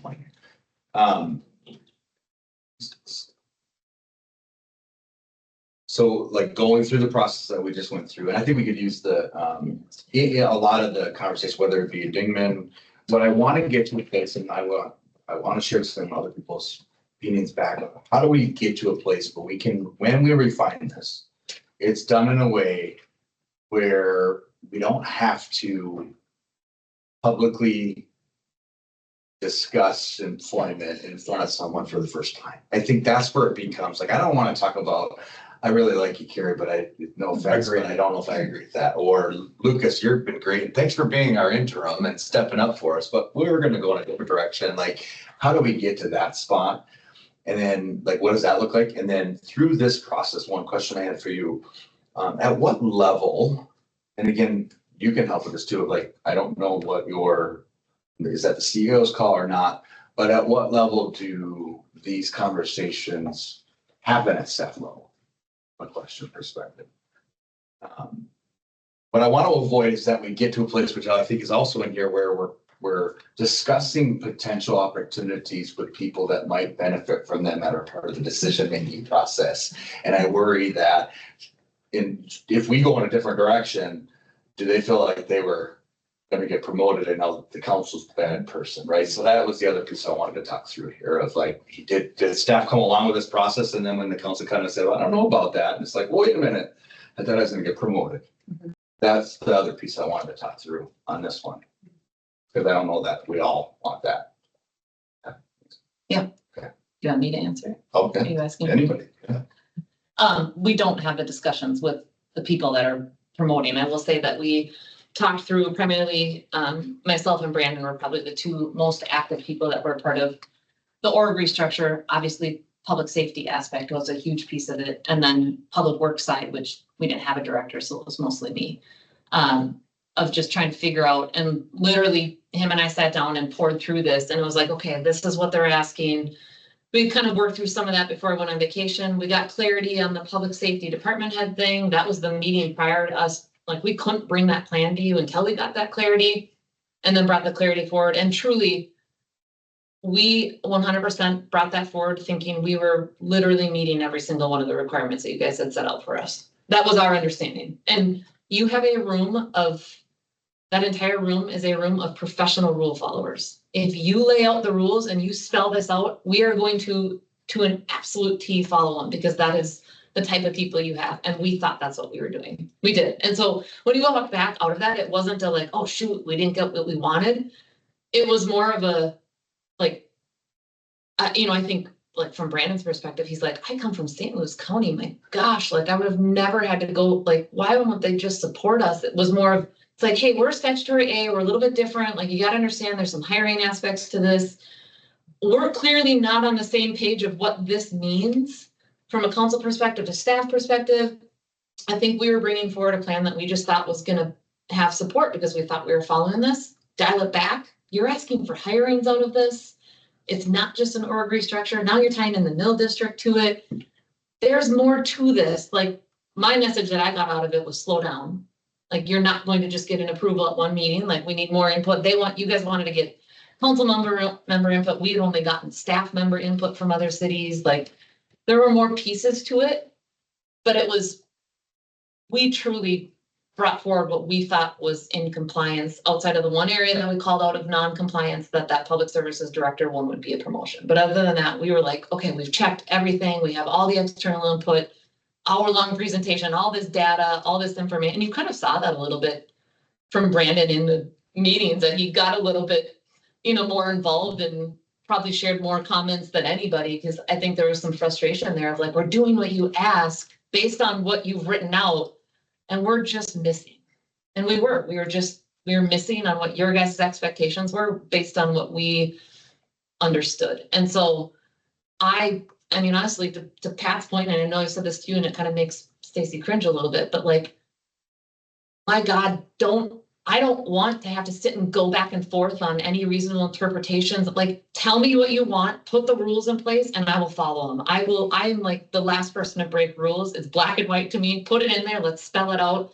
And I want to follow them so that we don't have to be in a spot where you're like, how did you think the police chief wasn't a department head? And I don't want to be in that spot. I want to be in a spot where we feel all really confident that like we're on the same page and we're understanding this the exact same way. And I'd rather not go back and forth on interpretations and argue back, no, let's just spell it out so we know we're going to be part of this, and this, and here's what it means, and be as clear as possible so that when we sit down and we look through it, it makes it, yep, we have to do this, we have to follow a process, and it's really simple. But we were mindful of the fact that it was primarily a public works and a public safety decision at that point. Once we moved to the public works concept, to me, once the public safety director had been approved, I thought that community and economic development director was the exact same thing. I'm like, okay, that's how they handled that one. This is how I have to handle this one. And that's how I compared the two. So Anna's saying, just tell me what you want. Tell me what you want. And that's what we'll do. I'm going to follow the rules. So if I turn that upside down and say, where is the line you as the council will not cross in terms of leaving whatever further interpretation or decisions when it comes to hiring up to Anna? Is it anything, what is it, director? Deputy director and above, if you want to call that, yeah. I mean, where's the line? Because you both have to understand each other's lines in order for whatever you're crafting here to work well. So I think here's we your followed that. I mean, I don't remember the color of the boxes, but Brian made a great point one night. Green and above, we're talking here and above. Yeah. Nobody was discussing any of these positions. Yeah. Nobody cared Okay. about that stuff Yeah. at the council I level. agree. Mhm. And so I think That part's pretty clear. Right, that part is clear. Good. So, yeah. It's just what part of the process, and I think that was my biggest takeaway is amend our EL, like be more specific So on this. what is the process to amend these right now? I mean, how does this get done? What's the mechanics of getting it done? language changes that you want. and then you put it on your agenda and you approve the change and it's good. And all you're doing is, Yeah, but they're not your Who policy. does these? That's what we need to figure out. That's what I had said earlier, where like a board governance You, subcommittee. you said Just that. I start agree with parking over you. here, park it over here, and when you guys meet next, you gotta go through all these. Yeah. Refine it best you can, hopefully. I would ask that we have staff in the room like Anna and just hammer it out, say, this is what the feedback we got, how do we hone this in to think what the council's feedback was and bring it back for approval. I just think there's so much art and science here. We sat back here as a former council for over a year, theorizing what might come to us. How should we address it? The first thing that came to us was in November and an org restructure, and I would say that it didn't work. And we said, geez, Now what have we done? how do we do this? Well, I don't want to bring up another topic, but I'm going to, but Nairon was another tough one. I That was thought, a was funky like, one. Yeah. that's a funky one where she's got to get back to Nairon like this. And our board governance is like, well, you can't make promises like that without Right. a council approval. That was a hard thing to navigate. Another topic at some point we should talk about, but I don't know that we were all I think we got through it correctly through a lot of. But it was not communication. easy. It was. But I can't imagine yeah. she was super clear on exactly what she could do. I had no clue what I was supposed to be doing. Yeah. Because it was not, I don't have that's the part of statutory A that's so hard. I don't have the authority to make financial subsidy packages to businesses. And then but I have to get back to them within like 3 days of their timeline, and you guys can't meet in that time frame. There's open meeting law, and it's like. And I'm super excited about that, but it's like, I felt like, and again, I think it's all positive. But I can see a time where it might not be Right. positive. You And know, then what? should it be like, whatever the situation, this one is big, we all like it, it's all good. Council is on board, but we basically said, hey, these are the 5 subsidies we consider. And then the next plan I saw was, they're all in there. But we didn't win. They on chose any. them all. They chose them all. Like, so we had to get out ahead of the council because we couldn't meet to make an official, yes, we would consider that, or even have a workshop, to one phone call to say, hey, we'd be open to that, to here's the plan, take it or leave. And it's like, whoa. And I can't imagine that was easy for staff either, because they're promising things they might not be able to back up. Mhm. So that's where another place where I felt like this was tested Mhm. like pretty hard. Or I don't know that one. I don't even know how you clean up the language to fix, but this one, I think you can I think if the governance committee sat down and the art and science, to Ryan's point of like, let's get this language spelled out. We just experienced our first situation.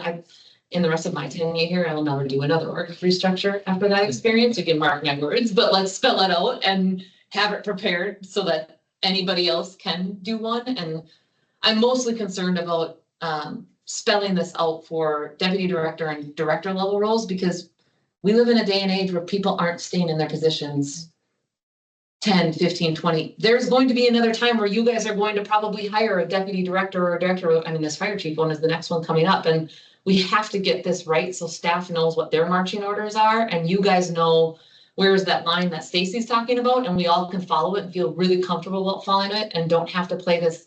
Well, I'm interpreting it this way. I'm interpreting it this way. I'm interpreting it this way. Nobody wins in that. And it just makes everybody feel like we're not on the same team. And I think that was loud and clear, probably a meeting or 2 into the org restructure, that there was a feeling of like, we're not on the same team. And I really took 2 weeks off for over Christmas break and came back, and I was like, time out, team. Like, we're all in this together. We got to recalibrate. We got to rethink this. Like, we got to listen. We got to hear the feedback. Let's pivot here. I don't want to get to that spot again where it feels like an us versus them, or how did you say it? The means to an end, that council should Yeah. the means to an end. Council or the staff should feel like a means to an end Right. in this process. So like, That's let's how it really goes. bring this. Like, the staff's gonna convince the council to Right. do what we wanna do, and the council's gonna always try to dictate what she does, even though we have these stuff. Right. Like, Neither one of them should are be a good. means to an end. Yeah. So I think it is somehow having the part I haven't quite figured out yet is having an agile, nimble way, to Pat's point of like, how do you correct these things? Because we can't sit in meetings and have 4-hour workshops and go through every single EL? Is it just situational based where you go through a funky situation and then you change it? I'd rather be more proactive and so that we don't have that funky situation. But how do you plan for every single scenario? You don't. Yeah. You can never plan for every scenario. You can't. So the way the monitoring is supposed to work is that you go through the assessment of the report that's been submitted. And the very last question you ask during that review is there anything now that we need to change in the language of that particular policy?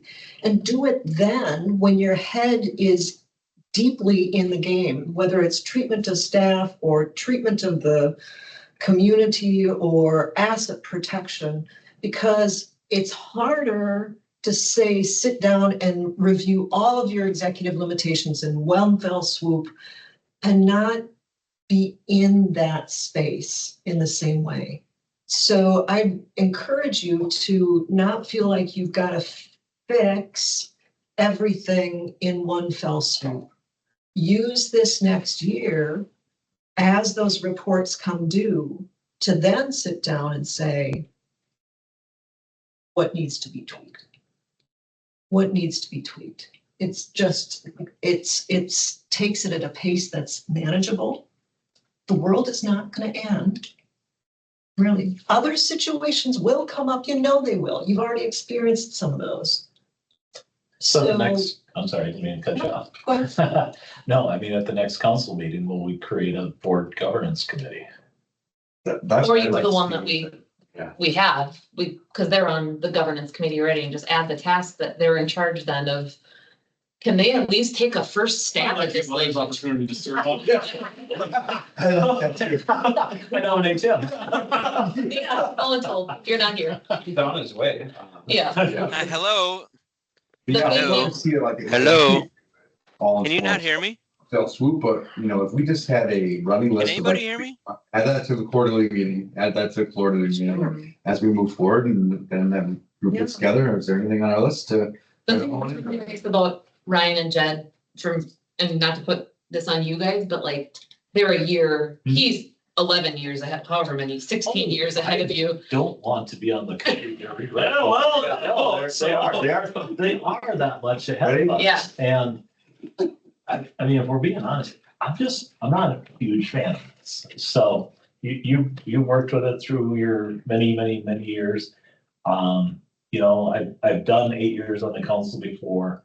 We didn't have this, and everything the city needed to do got done. And so I think sometimes this is too legalistic when you say you can't anticipate every scenario.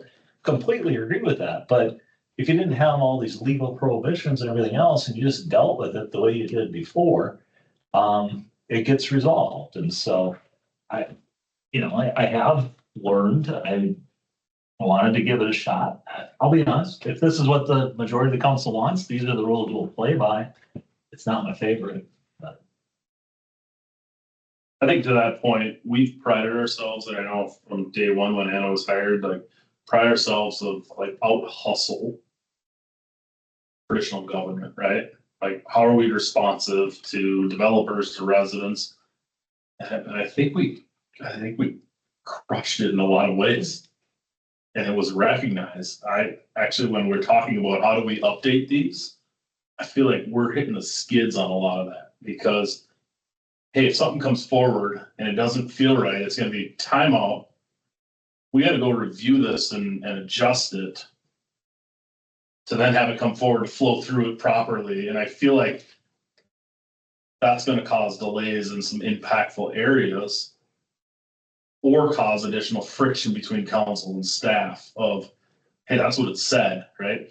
We're never going, I think multiple people said, we're never going to figure out all the intricacies of a 20,000 person community and the things that are going to come to us, the decisions need to be made so that we can put them in unique little spots in here to say, hey, when that one comes, here's how you're going to address it. When that one comes. And so, again, I think that's a broader conversation in April. Like, how do we govern appropriately and out hustle any other local unit of government? And I don't know that answer. I'm not I think that's the only thing we should dedicate April workshop to is just that open discussion and maybe even whiteboard them to say, what in here can we change? What in, hey, this page is out. Let's rewrite a new page. I don't know what that looks like, but what I don't want us to lose is our ability to respond quickly. And Niron's an example of that. If we have another Niron come in here, the economic impact would be amazing. What I don't want to do is I don't ever want Sartell to lose an opportunity like that because of prohibition or ends. And that we just couldn't respond fast enough, or we couldn't do it because X, Y, Z. Isn't what you're trying to do through these policies, though, to allow your staff to be more nimble than they could be if they had to involve the council to the extent that you'd perhaps been involved in the past? Well, I think the challenge that we run into there, which is different in city government than any other places you would apply this, is there's statutory requirements that council will have to approve. You don't have that in school board at the extent, you don't have that in nonprofits. I serve a Metro bus. This would be perfect there. And actually, not using the framework, this actually happens there in real life. Like Ryan Daniels, CEO of Metro Bus, fully runs. I don't know that I could tell you beyond CFO and CEO who actually are staff members there. Like that's the level that board's at. But outside of an annual audit, there's not too much statute that is Governing. forced onto that board. And I see that in many nonprofits. I think it's the same way. And so that's, unless we're going to the St. Paul to start lobbying for them to adjust how we are required to govern. Your Statutory, yeah. Yeah, and the last thing, Let's talk that maybe. I think, yeah, that'll be a good April topic. I don't know if it'd be helpful to you guys, but I certainly would be willing, between now and then, I think you guys might find it super interesting to get staff perspective. Like, what are they liking and what's, to your point, Ryan, like, what's getting in the way? What's too bureaucratic? What is making this too difficult? In some ways, I think through this org restructure process, there was certainly a pulse amongst the leadership group of like, oh my gosh, what are we doing here? Because we are not, this was supposed to help and like, we're still not on the same page and we're like, we're miles apart and it doesn't feel, so let's get some of that feedback. I think that might be good for you guys to see and come back with it. But ultimately, these are your policies. They're not ours. Like, Well, that's where I struggle is I started off in this conversation, but do I want staff feedback? 100%. That makes us better. As I said on our Wednesday call, I look at all of our directors as being part of this team here, right? Like how we will win together, 10 of us or whatever that number is. But I want to ground us as a council in that these are our policies. So staff love or hate them, like we as a council have to determine how we want to govern. And then work with staff on implementing that through Anna. What I don't want is the other way around, right? I don't want all this feedback of how do the department heads or directors want us to govern? I feel like that's backwards and I feel like it creates conflict by simply asking that question. And that also bothers me of like, we should get their feedback, but I think until we have a better basis of it, I don't know. Have you worked through that at all or had that experience? Maybe not after 11 years. Well, say more specifically what experience. staff feedback in policy governance. Staff feedback saying, hey, I want you to govern me this way. No. No, just, I mean, except for maybe when I started and had to be with her, I'm like, I don't know if I like it. Well, I did at first, but then I found, it worked for us. But yeah, this is what we do here and this is how we operate. And, because I, sign off on it, the board signs off on it and they're extensions of these policies. Maybe you guys need to meet without staff and without even meet, like, just have you guys figure out how you want to govern. Like, I mean, I'm wholeheartedly with what I said earlier, like, you tell us what to do and we are going to do it.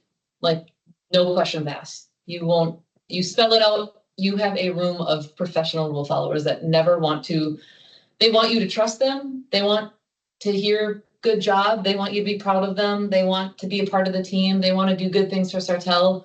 Every single one of them sitting there lives in Sartell or just outside of Sartell. Like, they are invested in this community.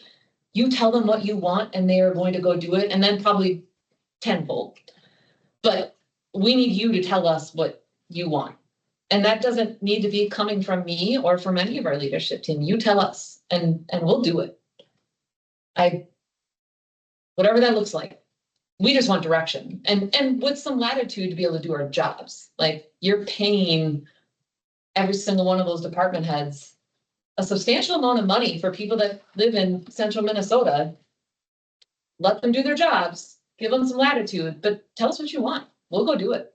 Like, and we'll crush it while we're at it. But that's for you guys to direct us.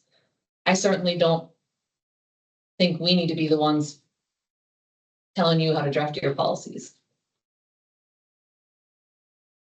But some clarity and some latitude there would be really helpful. So maybe it's a board. You guys go do your own. It's a new council. I think that's a dynamic at play here too. You had a different dynamic with the previous council. I think you guys all share a very similar vision in mind of what you want that to look like going forward, which will be really helpful. Set your policies up how you want them.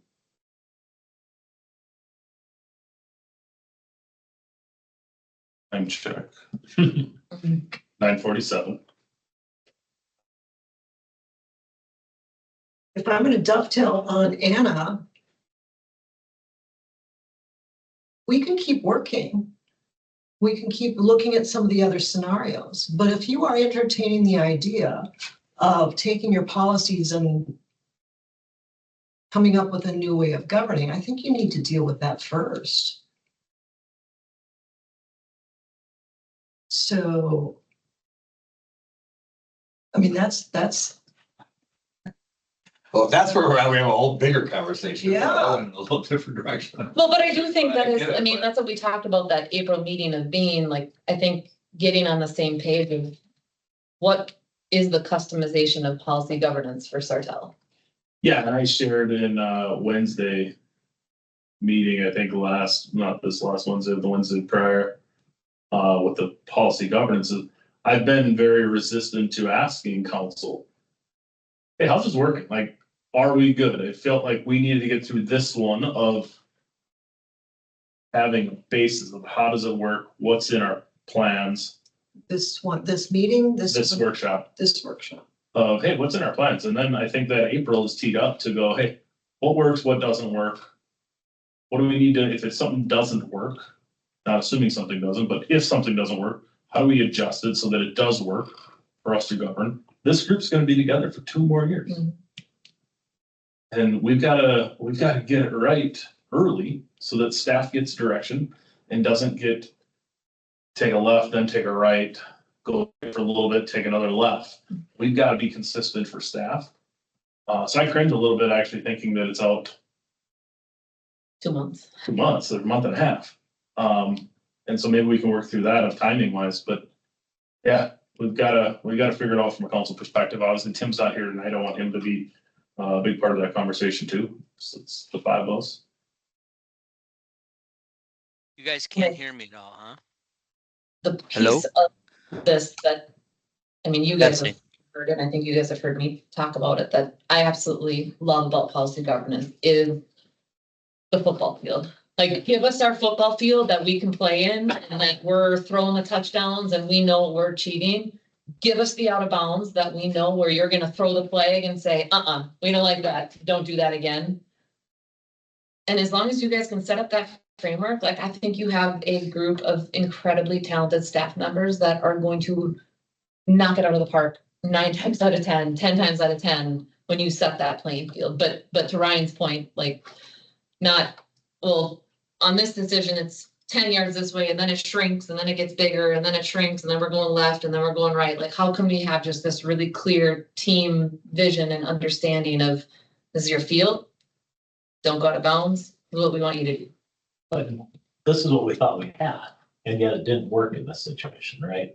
I mean, people in this room don't even agree on whether the police chief is a director or a department head. So you thought you had set all this up, and then it gets a test early on and it doesn't. So then we have to come back and revise this and tighten it up. And to your point about not anticipating every situation, we'll run into another situation where staff perhaps sees it differently than council does. And then do we have to go back and revise that again? And so it feels to me like anytime there's any ambiguity, you're going back and changing the rules. So, I mean, you're saying, give me the football field. We thought we had given, the council thought they had given you the football field, but yet it didn't work as desired.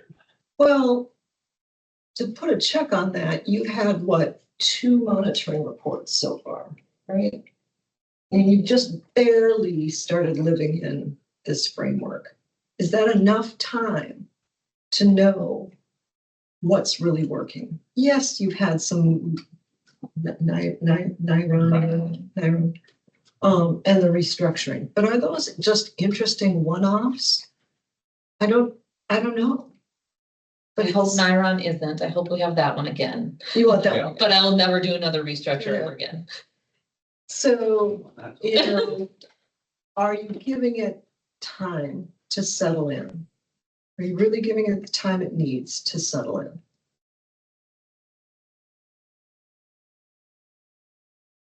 I can't tell you. Right. I can't tell you either. I mean, I'm open to having that conversation, but you guys know the experience I had. This is part of what I tried to bring up last spring of how fast do we want to implement this thing? Because if you get out too far ahead of, if we're gonna, again, this is before we knew.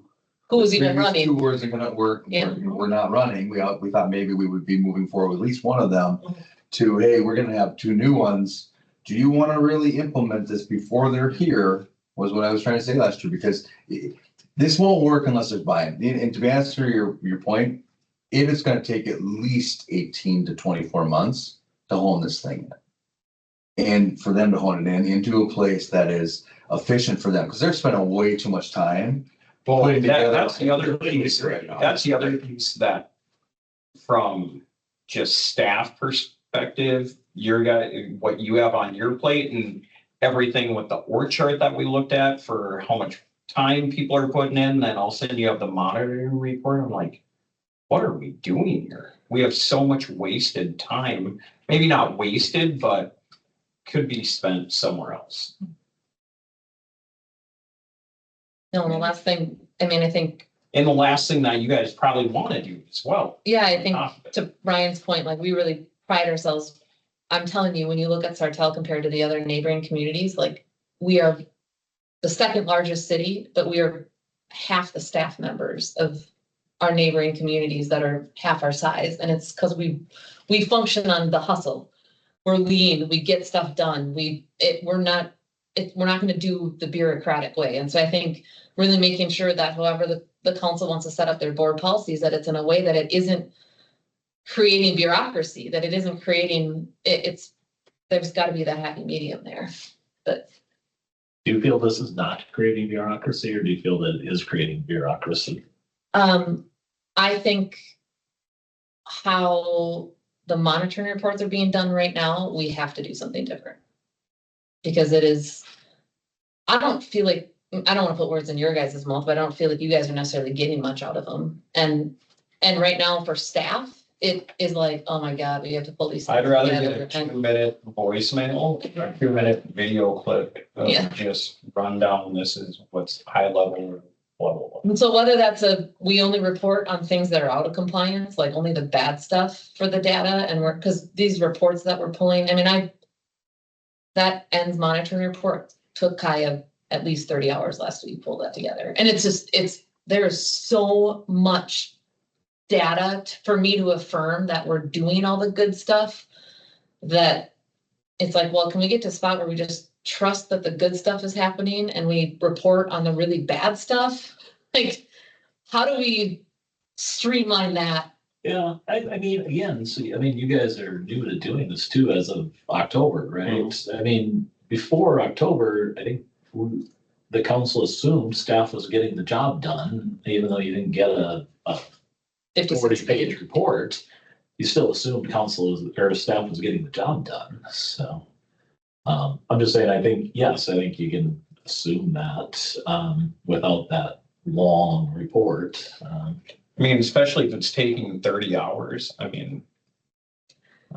It is really good for us to go through and review that. I think you heard Brandon say that of like, hey, it was good because it forced me to go through my equipment and whatever. Now, do you need me to actually pull a report and organize it all and link it in a page and whatever? Or can I just tell you, like, I've gone through it, like I did it, I went through it, I reviewed it, here's my affidavit, whatever.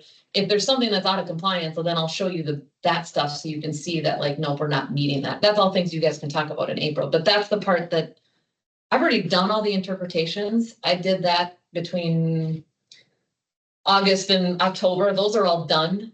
It's the part right now that is really, yeah, You said you didn't want to wait 6 weeks. What's our March workshop? fire chief, Which I don't think will take that long, and so I think we have a conversation of adding it to this, let's do it then. or do some of it. For you guys to think about is, I mean, this is gonna take us 18 to 24 months to hone in probably all of these quadrants. Like there's gonna be stuff that comes up, maybe not all of it, but or one every quarter, but there's gonna be stuff that comes up until we can hone this in. That's just from experience. And then the monitoring stuff, you guys will figure out how to Get a cadence down. Like, what are you reporting on when you're not? We don't have as robust of reporting on all the quadrants. That we're doing right Right. now. What we do, right, so you saw my list. Yeah. Here, that was. Yeah, yours was- We have it yeah. narrowed into like, what do they really, really care about? Mhm. We don't fill out just portions of it, it's all of it. But like, so every month, my executive team has their policies, their monitoring report, and their incidental, right? And all the monitoring reports, all the data tables are built. So it's not like. Once you've done it once. It's once you've done it once, they literally are going in there and saying, is there any change from last month? And then or last year. And that's what's important for the new guys to understand is that it's the building that takes a little time. Yeah, that's To our stuff. figure out the system Yeah. for how am I gonna collect this data and get that in place. Once it's done, it's done. Other than the ends will always take you forever, just like you just said. But other than that one, the rest of them become pretty routine. Yeah. Right? But that would be what we were talking about, in my opinion. You're gonna have to slow down before you can speed up.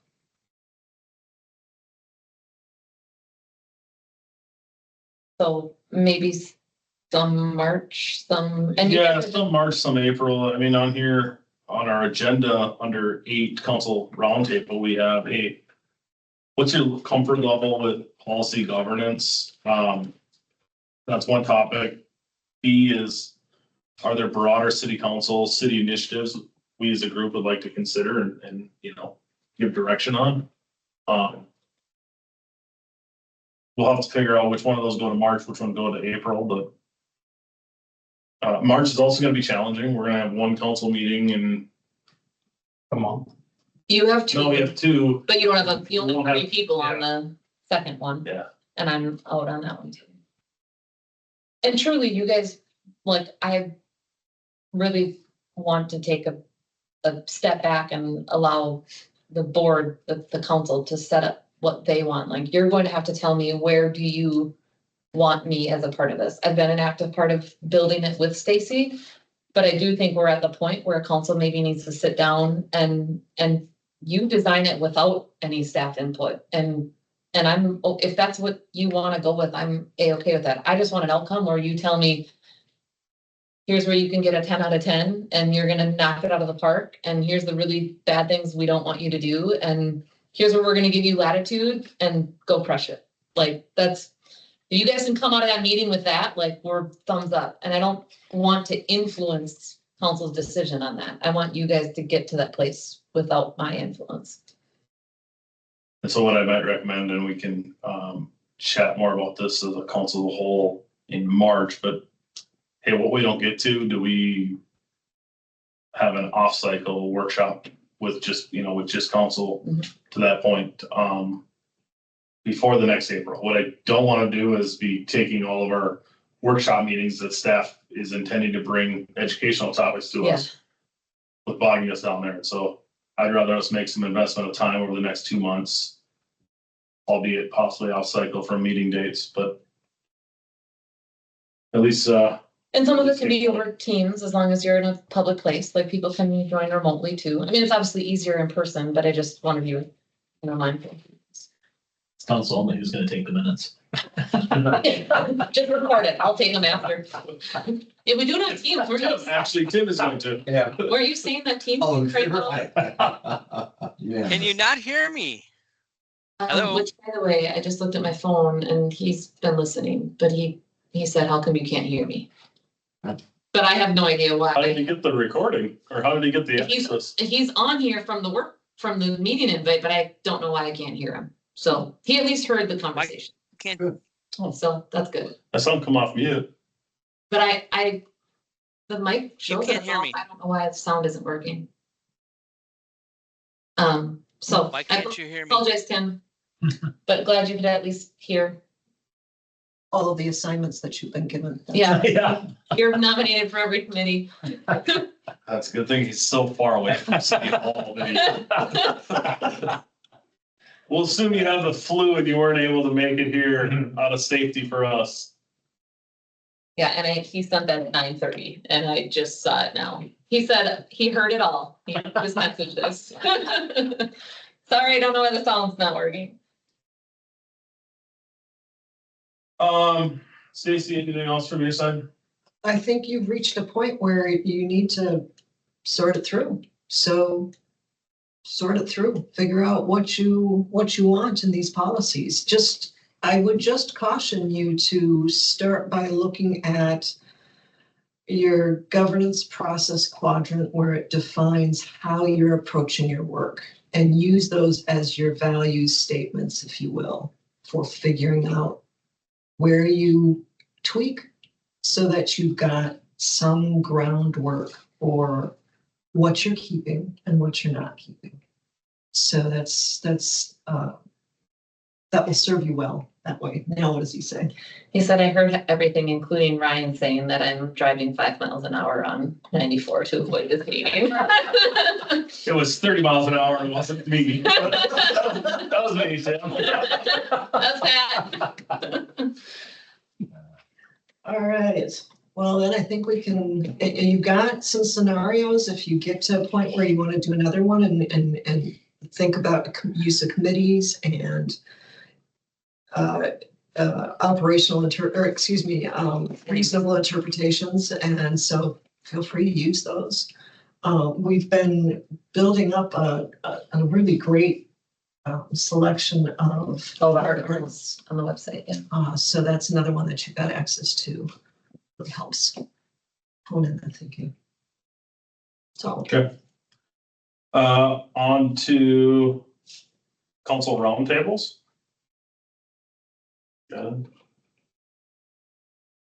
Good, you got any? I got one that we chatted, the three of us chatted through it a little bit Wednesday. I just want the whole council to be aware of.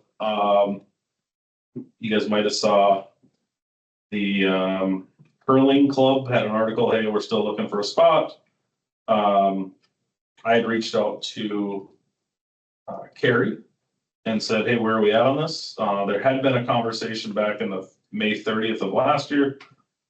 How do we help them get to Sartell? And so kind of went back and forth on that. And we talked about, hey, what was the intent of it? And how do we communicate the intent better? But it's like, hey, if we haven't progressed anywhere, we haven't found them a spot, I'm gonna reach out. Not saying, hey, you're not doing your job, but saying, hey, I know them, I'm involved in it, and I would like to see this through from an economic development side. And I think internally that was taken as, hey, Ryan's directing, I won't put words in your mouth, but No, I think that's fair, yeah. Ryan's directing staff, or the mayor's directing staff. I think one of the comments Anna had made is like, hey, when it comes from the mayor, staff treat it differently as like, hey, this is instruction I have to do versus maybe if it comes from a council member or resident. And so we talked through that a little bit, as a policy governance, board. Anna's offered like, hey, send that through me, like I'll represent you to the staff. I unfortunately not in a spot where I'm necessarily comfortable doing that based off historical. And so I wanted all of council to be aware, hey, how do we interact with Anna or outside of staff? I'm a believer of, and I expressed this on the call, that, hey, our department head, I feel like we're all on the same team, marching to the, or rowing to the same goal. And so with respect that we don't direct staff, we don't evaluate staff. But outside of that, like, hey, if you've got a question on finance, and so maybe that's something April we need to talk about, March we need to talk about. But I think it's healthy for all of us to get on the same page, not only as council, but also as staff, of like, how do we communicate? I personally don't believe that I can build a relationship with department heads by not ever communicating with them, or only communicating with them at the dais. Or through me. Or through Yeah. them, right? But so I want to do it respectfully. I want to make sure that we're all on the same page and figure out a plan there. You had made some mention of like, hey, my board members are engaging staff, and I think we can maybe learn a little bit from that and figure out what our secret sauce is from a city perspective. But Yeah, I mean, that was another change coming back to council here, is the idea that everything gets routed through, you know, you, and then you can't just reach out to a department head. When we'd have questions in the past, again, if it was whoever's department it related to, I would just reach out to that person directly and talk through, hey, here's my question here, help me understand this part a little bit better. And you were talking directly to the department head who was most involved with it. And so, yeah, if we could, I think there's real value in that, like what Ryan said, the relationship piece of it. Yeah, it's really And I- established otherwise. Tell you from my perspective, I don't have the time to be a part of every, especially like public safety side. Like there's a lot that happens in that space that, I mean, our staff is really teed up with me of like, hey, if they're having conversations, they come tell me. But if I had to be a part of every single, you come to me so that I can go to Brandon, I would not get anything done. Just because it is, that becomes way too cumbersome. So I certainly don't think we want to ever get to that place where it's. I read somewhere, is it in this or something? I thought we were not supposed to go directly to the department heads. Only if you're giving directives, like you're not allowed to give No, directives. but if we have questions. Yeah, Sure, go- if you've got a point of information, Well, just question. like that, because I mean, you weren't looking to give direction to the. correct, yeah. Yeah, I think the spot where it was perceived differently from a staff perspective was the first email was just a, hey, what's the update on this? And Carrie responded with an update. And then the response back from Ryan was, hey, I met with you back in May. I haven't heard anything since then. There hasn't been an update. So I'm just gonna go do it myself. And so how that was perceived was Ryan's upset and assessing that we didn't do our job, and now he's gonna take it into his own hands. That's how it was perceived. I don't think that's how Ryan No, intended. I will reach out myself. Right, Again, they actually came to me for the May meeting, which I said, hey, staff, let's meet with them. We met in this room. I don't think I'm in a spot. Jen brought up a point of like, look, like literally I got a text right now from a chef who is saying, hey, can we connect? I'd like to build a restaurant in Sartell. Mhm. And so when you get these leads, yeah, it's a lead generation. How do we knock down the bureaucracy to be able to facilitate that? Because that text might have went to 3 other cities, right? And so I want us to be a lot more nimble in that area, but all be on the same page. And again, that's where I say, like, especially our economic development, and now that we have a director level in that, like, all 5 of us are garnering leads through our connections in the community, the faster we can interact there, the better chance we have at winning those opportunities.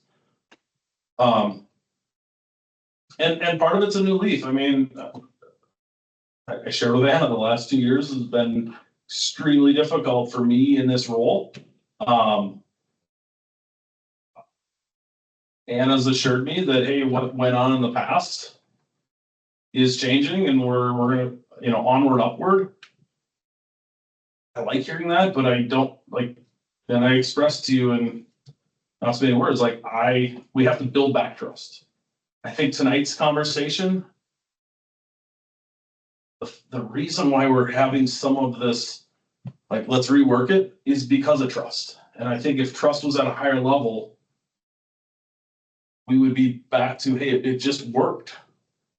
I think as we went through this for the last year, the reason there's a lot of prohibitions, or the reason the field's out where it is in part due to trust. And so how do we work together as a council first, secondly, as a council and staff, to have the highest level of trust with each other?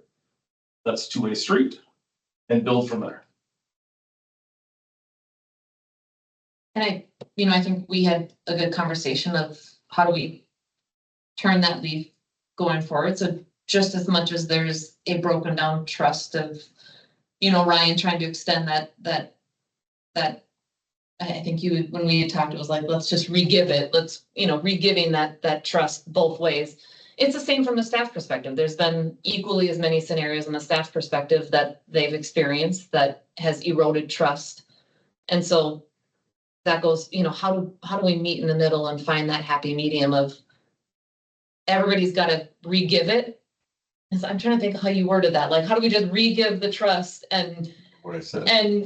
and like not, and then not necessarily build it up, but just have the understanding that we're going to turn a new leaf and we're trusting each other here and then move forward. I don't know what that looks like, but just as Ryan has his trepidations, there's an equal amount on the staff side from situations that have happened. And so it's working through it on both sides of my leadership with our staff team. And one of the things that I wrote down from the articles, it was the CEO's role as the bridge interface between this group and the staff team, and how I have to interface both of those and make sure that they're jiving. And that's going to take work on both parts, that staff needs to build that trust and then council building that trust. And that gets you back to a spot of maybe what you experienced with when you were on before, of it just being given. Right now, I don't think it's given. It's more of a, you have to earn it. And then that's where things go sideways, because it's like, well, what did that mean? And what did that mean? And what did that mean? It's like, time out. Maybe it didn't mean anything. Just pick up the phone, get off your email, call each other, figure it out, get on the same page, and assume best intentions. Like, we're all on the same team here, and somehow getting back to that team atmosphere. So it's less of a means to an end and us versus them, but more of a, hey, we're all rolling in the same direction. And I think that is on both sides. That's not just a staff thing, and it's not just a mayor thing or just a council thing. It's everybody.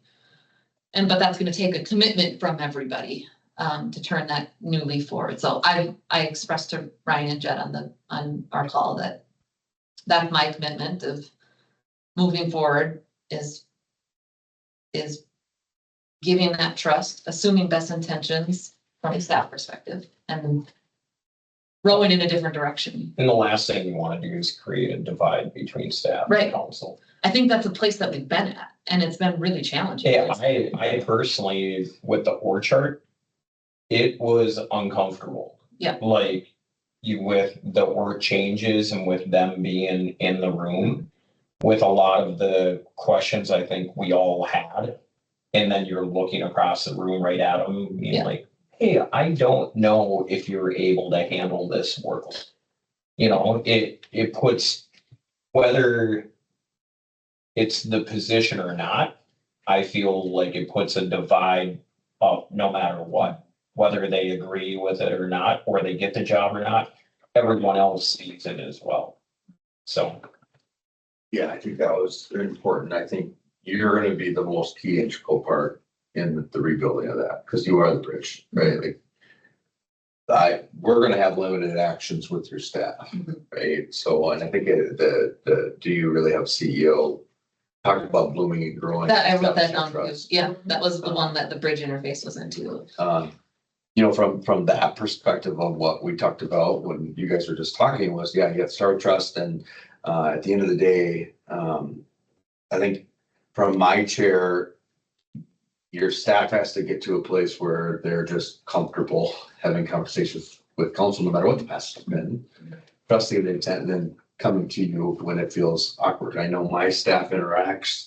If a board member somehow goes over the line, they let me know, and I go talk to that board member, and the board member's usually like, "Oh, I wasn't meaning that way," and then we fix it back. And when the staff, It's ultimately like, what this was. I know the board member, let me Yeah. talk to him, it's not gonna be a big deal. So I play Switzerland all the time on that to make sure. But my staff always knows they're an extension of me, 100%. We're not gonna become inefficient or ineffective where you can't call and talk to a board member on a referral or a business loan or whatever it might be. Plus, we also have a lot of the similar things here where there are statutes that the board literally has to approve those. So we have board subcommittees on business lending, over $3 million and some of that stuff where the board's working with my staff, and I don't go to those meetings. So we don't want to become inefficient or ineffective. And so I think it's important and that they just know that you're an extension of you. If we ever get to a place where, you know, we're feeling like we have to, or we're frustrated or whatnot, that's usually when you just put the CC Anna on there, or they would CC me of like, then I just think I might reach out or whatever, you know, if there's ever any other action type words of a disagreement, then they would, you copy me or call me directly, but we work through it. But if you don't bridge that gap, it just won't happen. Of course, if we don't respond well, if his response when you call him is, "No, I don't think she did her job and I told her about it," well, then we have an issue. Right? Like we would have an issue there, but I don't think that would have been the answer, so. Yeah. Also, in your discussions, you're gonna have to center the requirements of open meeting law and what that's gonna mean for any, if you set up committees and some of those things, because that can limit your options too. So know that there's a whole nother layer of complexity that's gonna limit some of your options. It's gonna make you uncomfortable because if it's gonna be broadcast or has to be recorded or whatever, there's just, and Yeah, it's a ultimately. moving target too. Open meeting law is just constantly evolving. Yeah, and I want to make sure that council, we don't feel like it's limiting our options. It adds complexity, absolutely, right? But I mean, been in this role 7 years, everything I do is on camera or recorded. That's the life, unfortunately, we've chose for 4 years at a time. Wait a minute. Will it take, if Really? we want to have a bunch of committees, is it going to take additional staff time? Yes. Do we need to account for that? Yes. But it doesn't, again, we're by statute required to do certain things. And if the process we have today doesn't fulfill us in doing those things, we've got to figure out a way to govern that does do that.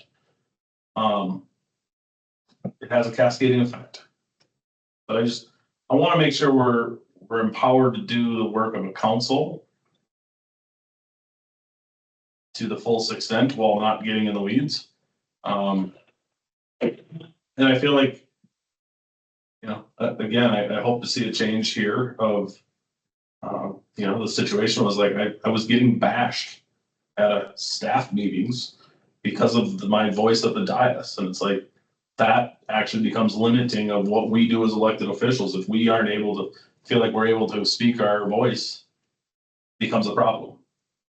And so I don't want anyone else to find themselves in that situation of, you know, of potential repercussion of voicing a vote yay or nay.